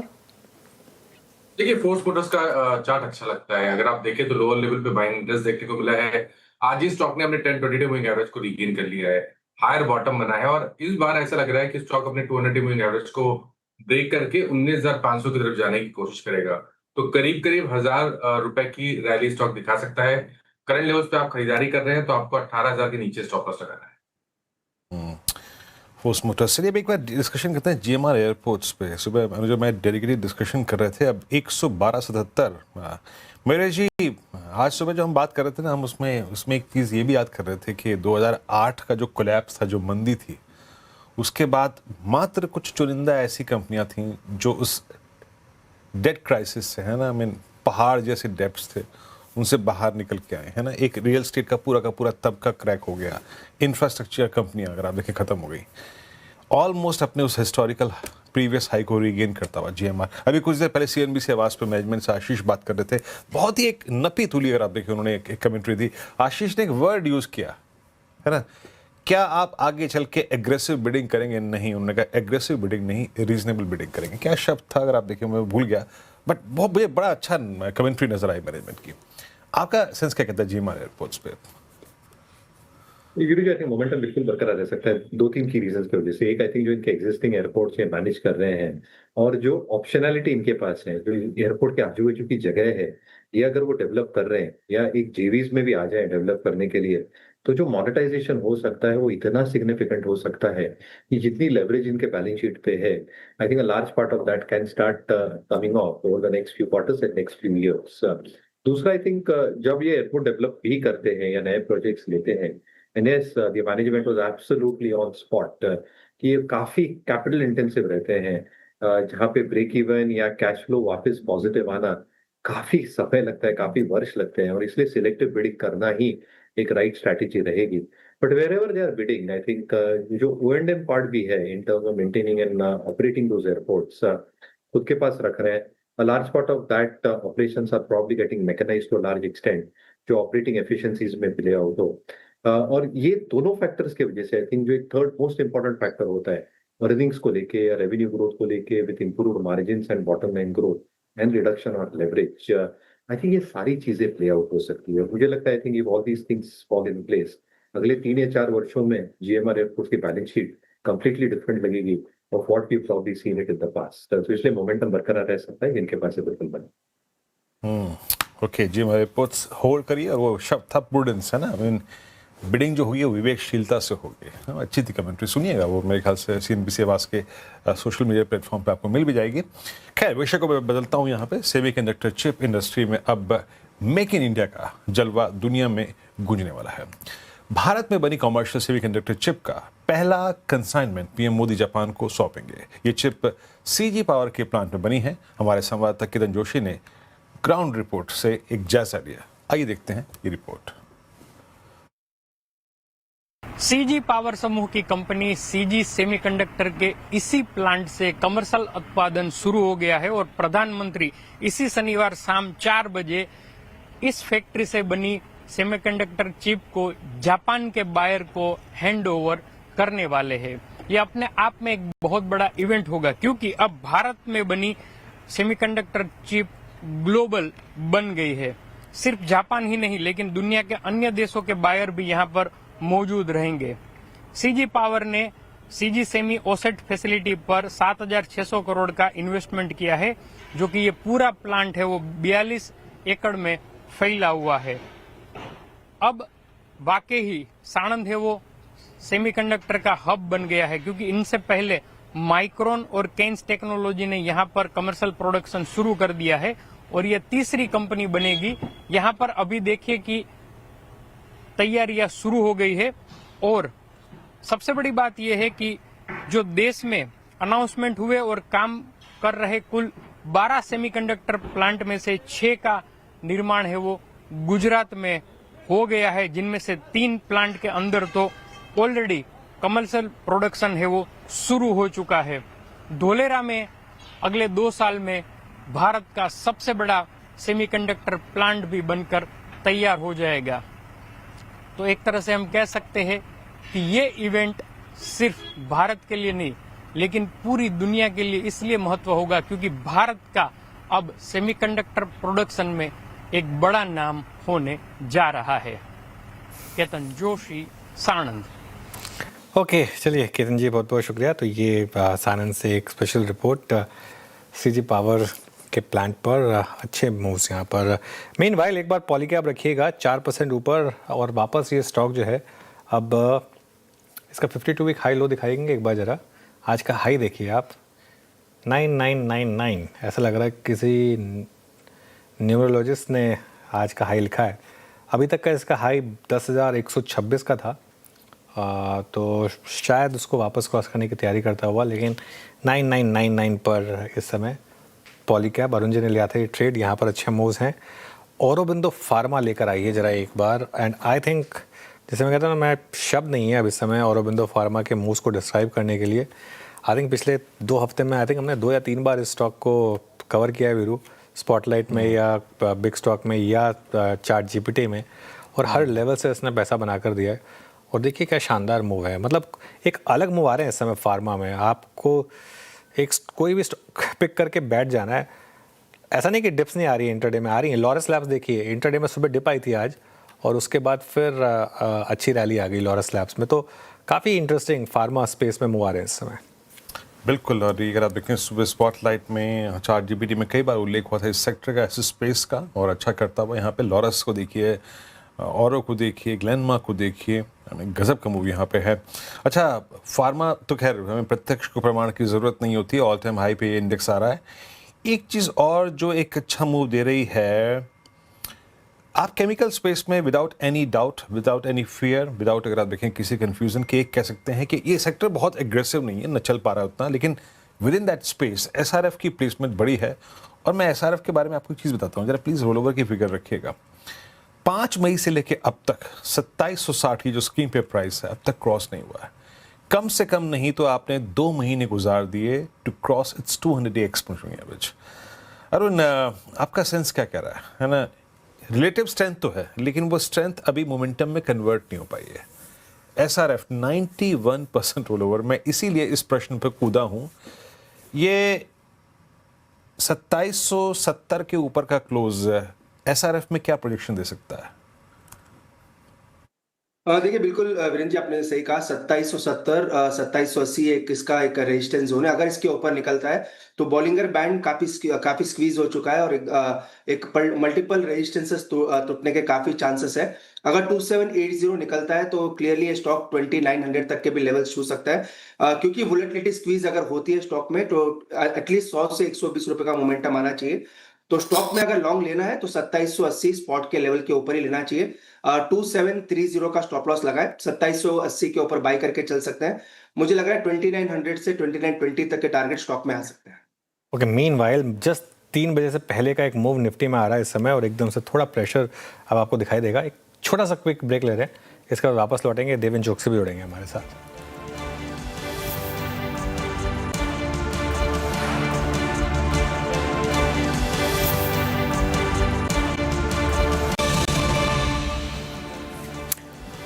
Welcome back. चलिए अब हमारे साथ कमाई वाले शेयरों पर चर्चा करने के लिए डीआर चौकसी फिनसर्व के मैनेजिंग डायरेक्टर देवेंद्र चौकसी जुड़े हैं। देवेंद्र जी गुड आफ्टरनून। देवेंद्र जी, ये मार्केट में जिस तरीके के मूव्स आ रहे हैं, आपका कॉन्फिडेंस क्या कहता है? क्या मार्केट तैयार है एक और ब्रेकआउट के लिए, या एक बड़ी मतलब रिलीफ रैली के बाद अब थोड़ा सा यहाँ पर करेक्शन या कंसोलिडेशन ड्यू है? Good afternoon Anuj. I think बहुत अच्छी अपॉर्चुनिटी मार्केट के अंदर मिल रही है, क्योंकि जो हिसाब से दाम करेक्ट हुए हैं पिछले 2-3 दिन के अंदर, ये सजेस्ट कर रहे हैं कि मार्केट के अंदर constantly profit booking and distribution हो रहा है। तो this is a very good sign. Instead of I think एक वन वे मार्केट ऊपर जाता है, उसकी जगह पे कंसोलिडेट होना बहुत जरूरी बनता है। And some of the mid cap stocks, some of the good quality fundamental stocks उनके अंदर काफी हद तक आई थिंक डिस्ट्रीब्यूशन के बाद एक आगे बढ़ोतरी हम देख रहे हैं। तो overall I think the view is positive. We are cautious at the same time, across the board शायद बाइंग नहीं करना चाहिए। मैं ऐसा मानता हूँ कि ओवरऑल अपॉर्चुनिटी मार्केट के अंदर काफी हद तक आई थिंक पॉजिटिव दिख रही है। So selective ideas, of course, I think in this kind of an environment is playing major role. हम ऐसा देख रहे हैं यहाँ पे। ओके रेवन जी, एक चीज़ तो क्लियर है इस मार्केट में, अगर आप देखें mid cap index all time high पर, small cap all time high पर, बैंक निफ्टी भी बहुत ज़्यादा दूर नहीं है वहाँ से, लेकिन इन सबके बावजूद निफ्टी काफ़ी दूर है क्योंकि 2-3 बड़े सेक्टर से, खासतौर से आईटी, वहाँ बड़ी पेन है। आईटी पर अब आपका क्या व्यू बन रहा है? तो ओवरऑल आई थिंक एक समझ में ऐसा आता है कि AI इज एन इनेबलर, और AI के माध्यम से देखें तो शायद I think many of the Indian IT companies के अंदर अपना बिजनेस मॉडल चेंज हो रहा है। From time and effort basis most of the companies are becoming the outcome based service provider to OEMs। तो उनके माध्यम से देखें तो शायद अगले सक्सेसिव क्वार्टर्स के अंदर larger amount of business contribution will come through the AI based contracts, and at the same time I think the higher amount of revenue contribution also would come from that side। दूसरी तरफ देखें तो जो हिसाब से agentic AI employ कर रहे हैं IT companies, which is also suggesting cost of production for them to the end customer is coming down, and this is fundamentally important shift। तो हम ऐसा समझते हैं कि I think some of the select businesses are definitely requiring to look at afresh at the same time। जो mid tier IT companies का जो programme है, जो OEM के साथ में जुड़े हुए हैं, and eight the same time जो प्रोडक्टाइज सॉल्यूशन डिलीवर करते हैं, उनके वहाँ ग्रोथ रेट भी हमें बेटर दिख रहा है।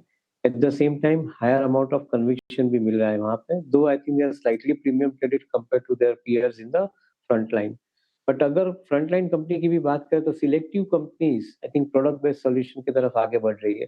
तो इवेंचुअली वी बिलीव कि आई थिंक द IT के अंदर with the expansion of little time, I think around 4 to 6 quarters, many of the IT companies are likely to see better outcome in their business model। तो हम selectively positive है IT companies के अंदर as far as portfolio building is concerned। Meanwhile Devendra ji से बात करते करते अभी हमने सुबह 9:47 का हमने अभी बहुत बड़े फ्रैक्शंस नहीं तोड़ा, बट हाँ हमने वो करीब 851 के लो को तोड़ा, 840 पे आके हम ट्रेड करते हुए। अब देवेंद्र जी, इस वक्त फार्मा में गजब की तेजी है ना, और लास्ट वीक का बेस्ट परफॉर्मर रहा। अब भी हम ऑल टाइम हाई पे ट्रेड कर रहे हैं, और जो हाइब्रिड प्लेयर्स लाइक जेनरिक और CDMO में 2 में आप देखिए, दिवीज लैब, लॉरस को देखिए, औरों को देखिए। आपका स्टॉक सिलेक्शन क्या कहता है सर फार्मा में इस वक्त? और इवन अगर आप हॉस्पिटल स्टॉक्स को देखिए, all time high zones. So Virender, we are selectively bullish about some of the Indian pharmaceutical companies, particularly जो कंपनियां कॉम्प्लेक्स जेनरिक्स के अंदर ऑपरेट कर रही है, जिनका कारोबार काफी हद तक नए प्रोडक्ट के साथ में जुड़ा हुआ है, which they are launching against I think proven patented drugs जो एक्सपायर होते उसके बाद में। Semaglutide is one such case in example। Similarly, CDMO companies like Divi's, Laurus, जिसके अपने बात की, they are also looking relatively more stable opportunities in coming period। At the same time, biologics and biosimilars, जिनकी I think अगले 10 साल तक की road map I think ऐसे बिल्ड हो रही है। We believe कि some of the Indian pharma companies जिनके पास stronger backbone है, R&D का stronger backbone है, complex generics का, उनके लिए समय अच्छा रहना चाहिए। The size of the opportunity for Indian pharma companies definitely is becoming very very strong। We are at this point of time करीबन $175 बिलियन का मार्केट अपने अगले 7 से 8 साल के अंदर कंपनी को एक ओपन अप होते दिख रहा है।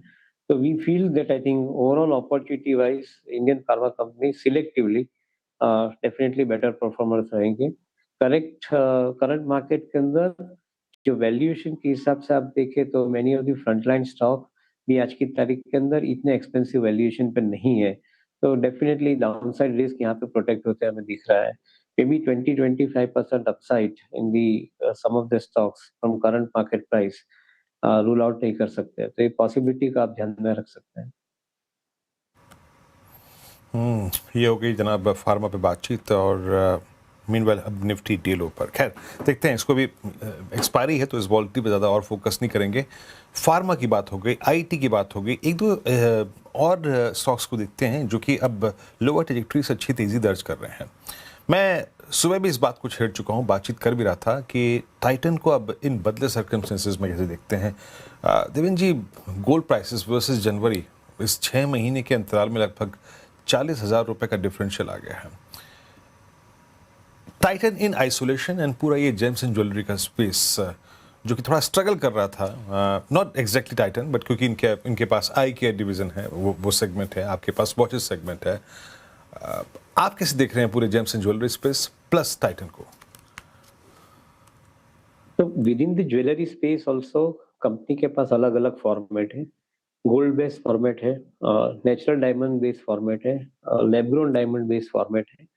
सो अलग अलग फॉर्मेट के अंदर अलग अलग तरीके की ज्वेलरी कंपनी सप्लाई कर रही है। और most importantly they do not hold the gold stock in their portfolio, so that is fundamentally very important aspect of this company. तो प्राइसेस की वोलेटिलिटी के माध्यम से देखें तो ये कंपनी को ज्यादा नुकसान या फायदा भी नहीं होता है ये in a volatile gold price situation. तो एक सबसे बड़ा पॉइंट ये कंपनी के बिजनेस कारोबार के लिए, ज्वेलरी बिजनेस के कारोबार के लिए हम गिनते हैं। दूसरी तरफ जो कंजम्पशन पैटर्न है कंज्यूमर की, वो काफी हद तक सिस्टमेटिकली बरकरार है। एक तरफ आप देखें तो गोल्ड के दाम के अंदर स्पाइक होने के बाद ज्यादातर प्रेफरेंस नेचुरल डायमंड की तरफ शिफ्ट हुआ, because I think the natural diamond के दाम कम रहे। तो आई थिंक ओवरऑल कंज्यूमर जो है वो उसको स्पेंड करना है वॉलेट में से, तो ये कंपनी अलग अलग वर्टिकल के अंदर आपको एक अपॉर्चुनिटी देती है। Gold based vertical, natural diamond based vertical which is related to lab grown diamond. तो ये अलग अलग वर्टिकल के अंदर आई थिंक ये कंपनी आपको अपॉर्चुनिटी देती है ज्वेलरी के अंदर। So that is why I think I believe that any correction in the stock price जो बीच में एक अपॉर्चुनिटी मिल रही थी, that is always a good opportunity. Though मैं मानता हूँ कि 10-20% से ज्यादा अप्रिसिएशन एक साथ में नहीं आता है स्टॉक के अंदर, but this is a steady performer company from long term investment perspective. बिल्कुल। अच्छा, आज मारुति में शानदार मूव आए और थोड़ा सा ईवी रिलेटेड प्लेस में हमने काफ़ी डाइवर्जेंट मूव्स देखे हैं। ऑटो स्पेस में अब आप कैसे अप्रोच कर रहे हैं पूरी पॉकेट को? तो अनुज, जो हिसाब से दिल्ली गवर्नमेंट ने कल एक निर्णय लिया है कि अगले साल से इलेक्ट्रिक व्हीकल को नए रजिस्ट्रेशन के लिए रखा जाएगा, and also eight the same time phase out of existing vehicles, उसकी जो एक प्रक्रिया उन्होंने सेट की है 2 या 3 साल का प्रोग्राम सेट करके, इंक्लूडिंग इन टू व्हीलर्स। मैं ऐसा मानता हूँ कि this is going to be fundamental shift in the automobile space in the country as a whole. आज की तारीख के अंदर इलेक्ट्रिक व्हीकल का कंट्रीब्यूशन करीबन 2% है अपने कंट्री के अंदर। अगर दिल्ली गवर्नमेंट ने जो स्टेप लिए वो स्टेप आई थिंक दूसरी स्टेट के गवर्नमेंट लेना स्टार्ट करती है, तो शायद एक कैलकुलेशन जो है कि 2030 तक 10% of the new vehicle registered will be electric vehicles. मैं ऐसा समझता हूँ कि I think it can happen before at least 1 or 2 years before that kind of a period. तो डेफिनेटली एक शिफ्ट बनता है यहाँ पे। जो कंपनियां इलेक्ट्रिक व्हीकल के ऊपर फोकस रख रही है, जो OEMs as well as ancillary company electric vehicle के साथ में जुड़ी हुई है, उनके लिए मैं ऐसा समझता हूँ कि समय डेफिनेटली बेटर आ रहा है। Replacement demand and organic demand दोनों चीज के माध्यम से देखे तो I guess I think this is a structural up move which is happening in the auto space. अच्छा देवेंद्र जी, पोस्ट बजट, क्योंकि बजट में जिस एक सेक्टर को अगर आप बिल्कुल डिफ्रेंशिएट करके देख सकते थे वो था आपका डेटा सेंटर, है ना। उसके बाद बहुत सारे स्टॉक्स में मूव आया, इनफैक्ट केबल और वायर सेगमेंट में बहुत स्ट्रॉन्ग सेगमेंट मूव आया उसके बाद। अब इस सेगमेंट के लिए एक और अच्छी बात है, लुक एट कॉपर प्राइसेस कितना नीचे आ चुके हैं। मेटल्स की कूलिंग ऑफ का आप दो तरीके से अगर आप एनालिसिस कर पाएँ, मेटल इटसेल्फ वहाँ पे क्या करना है और जो इनका एडवांटेज ले पा रही है industries, for instance cable and wire segment, यहाँ पर आपका सेंस क्या कहता है? We are again structurally very bullish. हम मान के चलते हैं कि ओवरऑल डेटा सेंटर का आपने जो एग्जांपल लिया है उसके साथ में जुड़ा हुआ इलेक्ट्रिक व्हीकल का भी एक एग्जांपल आप साथ में ले सकते हैं कि जहाँ पे वायर और वायरिंग हार्नेस की requirement I think increases I think at least 4 to 8 times more compared to the existing wiring which goes into an automobile. तो शायद I think this is where probably हम देखना चाहते हैं कि some of the cable companies, including into the data center activity, will probably play a significant role. At the same time, जो हिसाब से इंडिया के अंदर मॉडर्नाइजेशन हो रहा है पावर ग्रिड का, वो at the same time I think this is also suggesting that higher amount of consumption of electrical cables along with I think the transmission cables की requirement बढ़ती जाएगी. ओवरऑल व्यू बनता है पॉजिटिव यहाँ पे. Government का स्पेंडिंग भी definitely I think बरकरार है इन एस्पेक्ट के अंदर.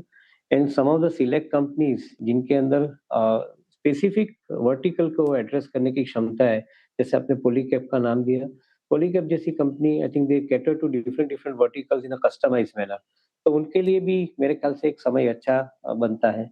Overall metal as a commodity space, ferrous as well as non ferrous metal, हम ऐसा समझते हैं कि I think overall advantage is going to be significantly high.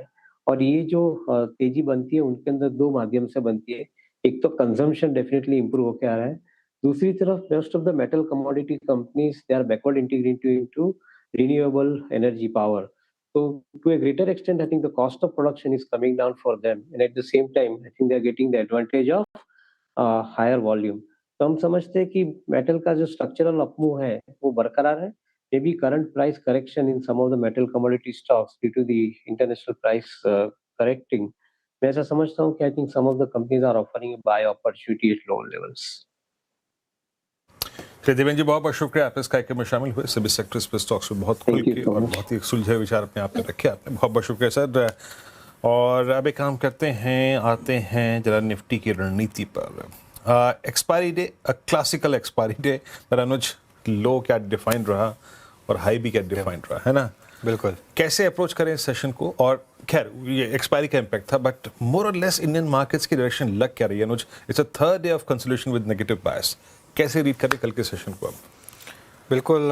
देखिए वीरू, क्लियरली मार्केट में आज का जो मूव है इसको हम पूरा का पूरा एक्सपायरी ड्रिवन मूव मांगे. लेकिन जैसा आपने बोला आज का लो वेल डिफाइंड था 20 डे में.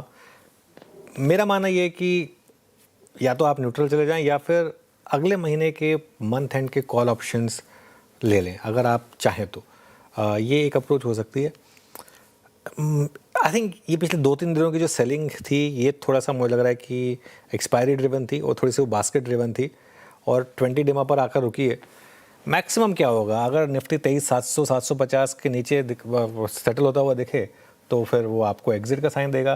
लेकिन आज की मार्केट ब्रेथ अच्छी है और ओवरऑल मार्केट अच्छा है. बैंक निफ्टी ठीक ठाक कर रहा है. तो ठीक है, मेरा मानना ये है कि मैं कंस्ट्रक्टिव हूँ जुलाई सीरीज को लेकर मोर और लेस. चलिए अब नूपुर के पास चलते हैं आज के डीलिंग रूम चेक के लिए. नूपुर, कौन सा स्टॉक्स फोकस में? फोकस में आज टाइटन आते हुए नजर आ रहा है डीलर्स की तरफ से. यहाँ पे ये अजम्पशन लिया जा रहा है कि हो सकता है क्वार्टर 1 का अपडेट जो वो काफी स्ट्रॉन्ग आता हुआ नजर आए. उसके पहले यहाँ पर जो है इंस्टीट्यूशनल डेस्क पर खरीदारी देखने को मिल रही है. तो क्वार्टर 1 के अच्छे अपडेट से पहले एक्सपेक्टेशन के अच्छे अपडेट हो गए, इसी के चलते आज खरीदारी यहाँ पर आती हुई नजर आ रही है. दूसरा स्टॉक है इटर्नल, एक ब्रोकरेज हाउस की तरफ से पॉजिटिव नोट भी यहाँ पे आते हुए नजर आया है.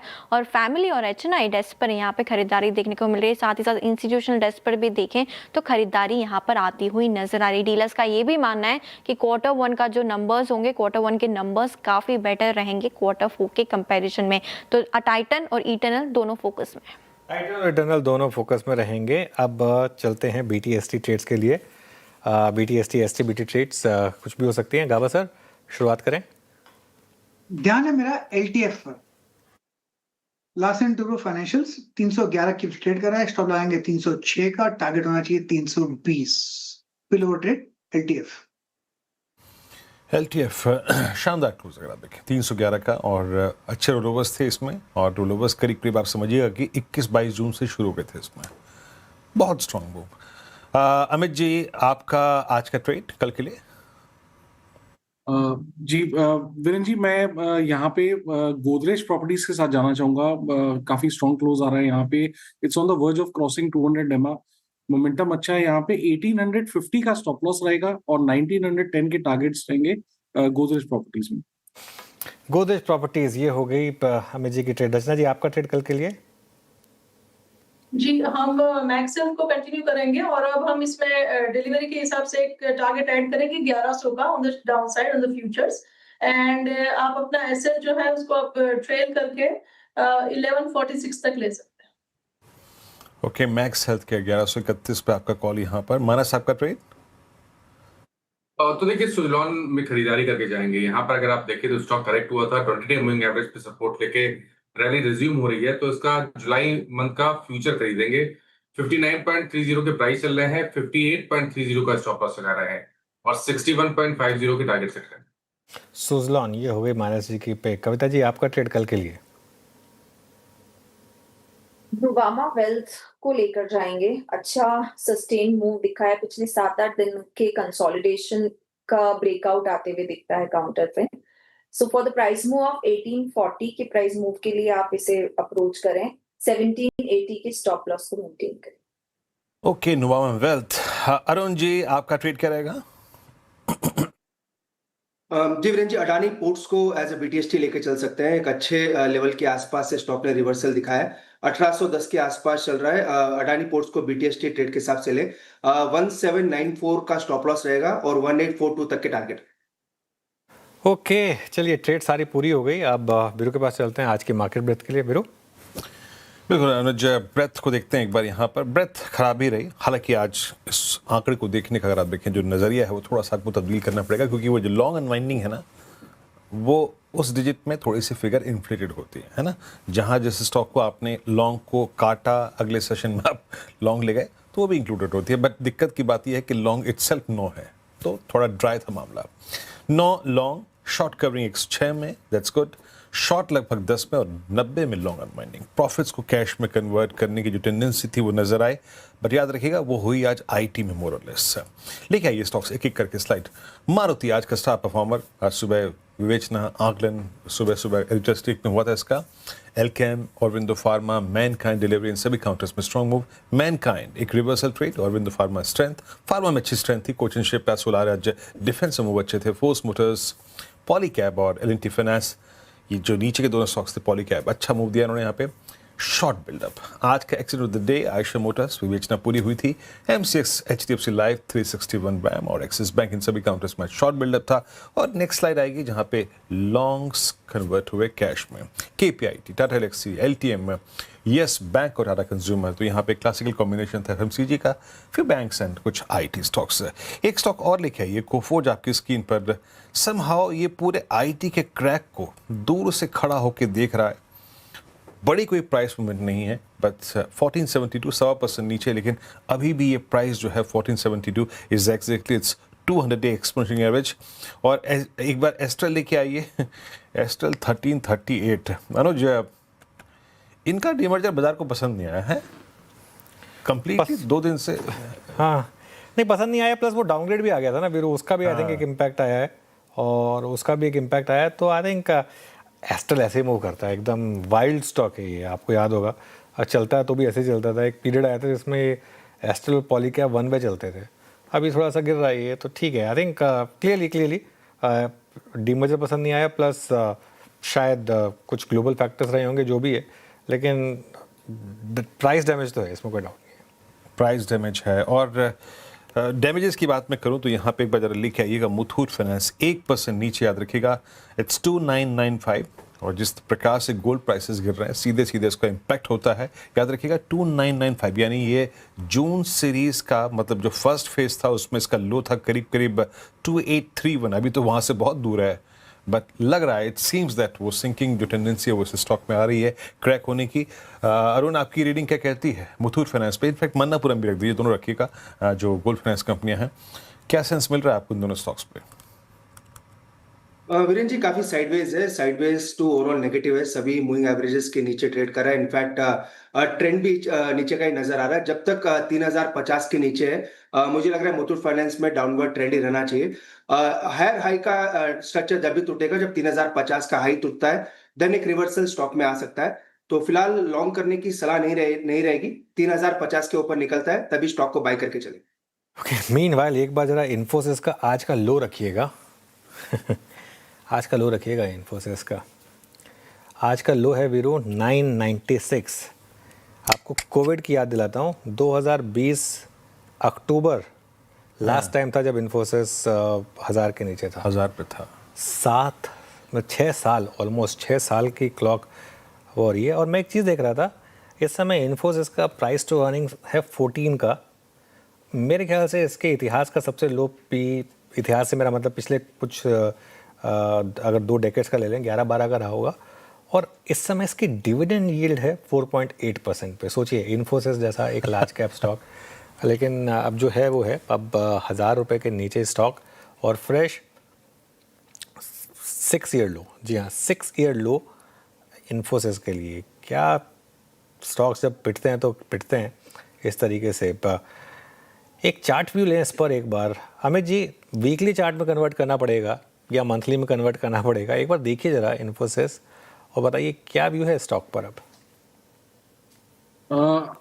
अनुज जी, काफी डरावना चार्ट है, लेकिन हैविंग सेड दैट इसका 200 मंथली मूविंग एवरेज लगभग 942 के आसपास आता है। अगर वो ब्रेक हो जाएगा तो और भी दिक्कतें बढ़ेंगी, लेकिन यहाँ पे कोई बॉटम नहीं नजर आ रहा है। जब भी कोई रैली, इंटरमिटेंट रैली आती है, दैट इज सोल्ड इनटू काफी वीक स्ट्रक्चर है और पेनफुल स्ट्रक्चर है सरप्राइजिंगली।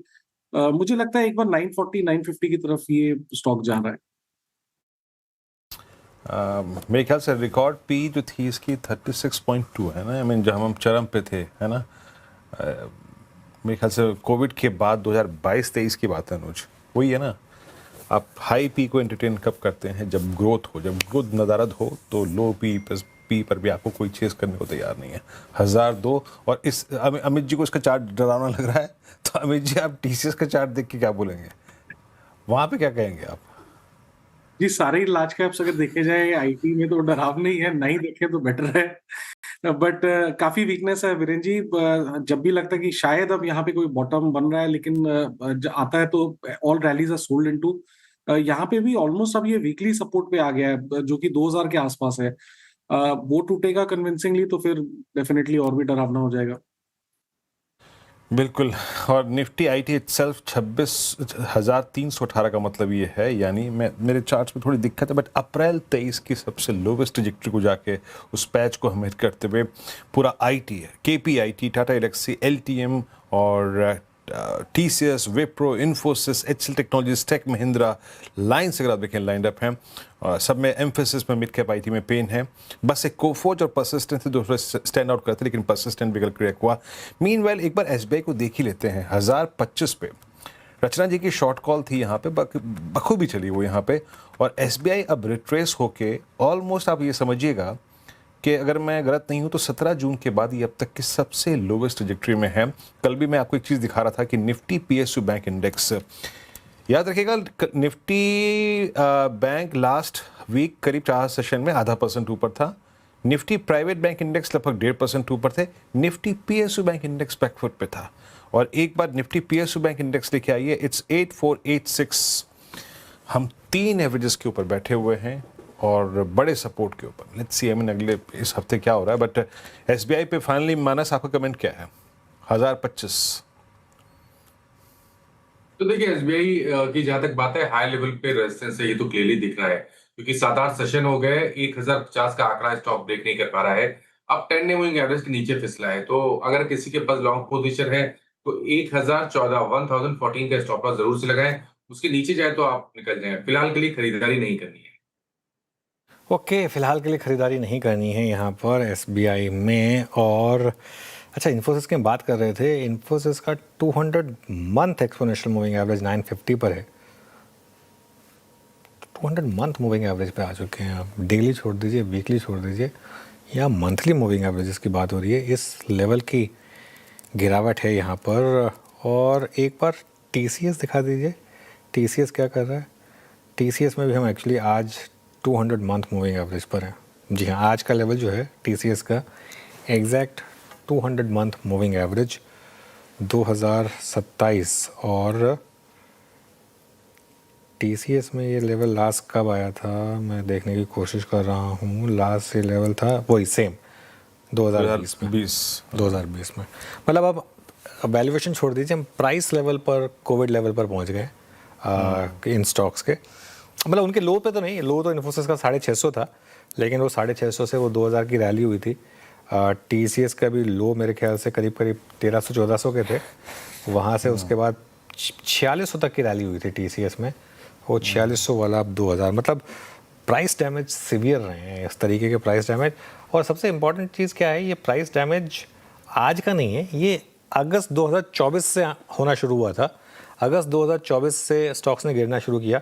ईवी का प्ले तो खैर एआई का प्ले तो खैर अभी आया है रिसेंटली, लेकिन इन स्टॉक्स में गिरावट शुरू हुई थी करीब 2024 से, और उसके बाद बड़ी गिरावट पिछले 1 साल में। लेकिन पिछले 1.5 साल नाइटमेयर रहा है आईटी कंपनीज़ के लिए, एंड आई एम श्योर जो इसमें काम करने वाले लोग हैं उनके लिए भी काफ़ी नाइटमेयरिश ही रहा है।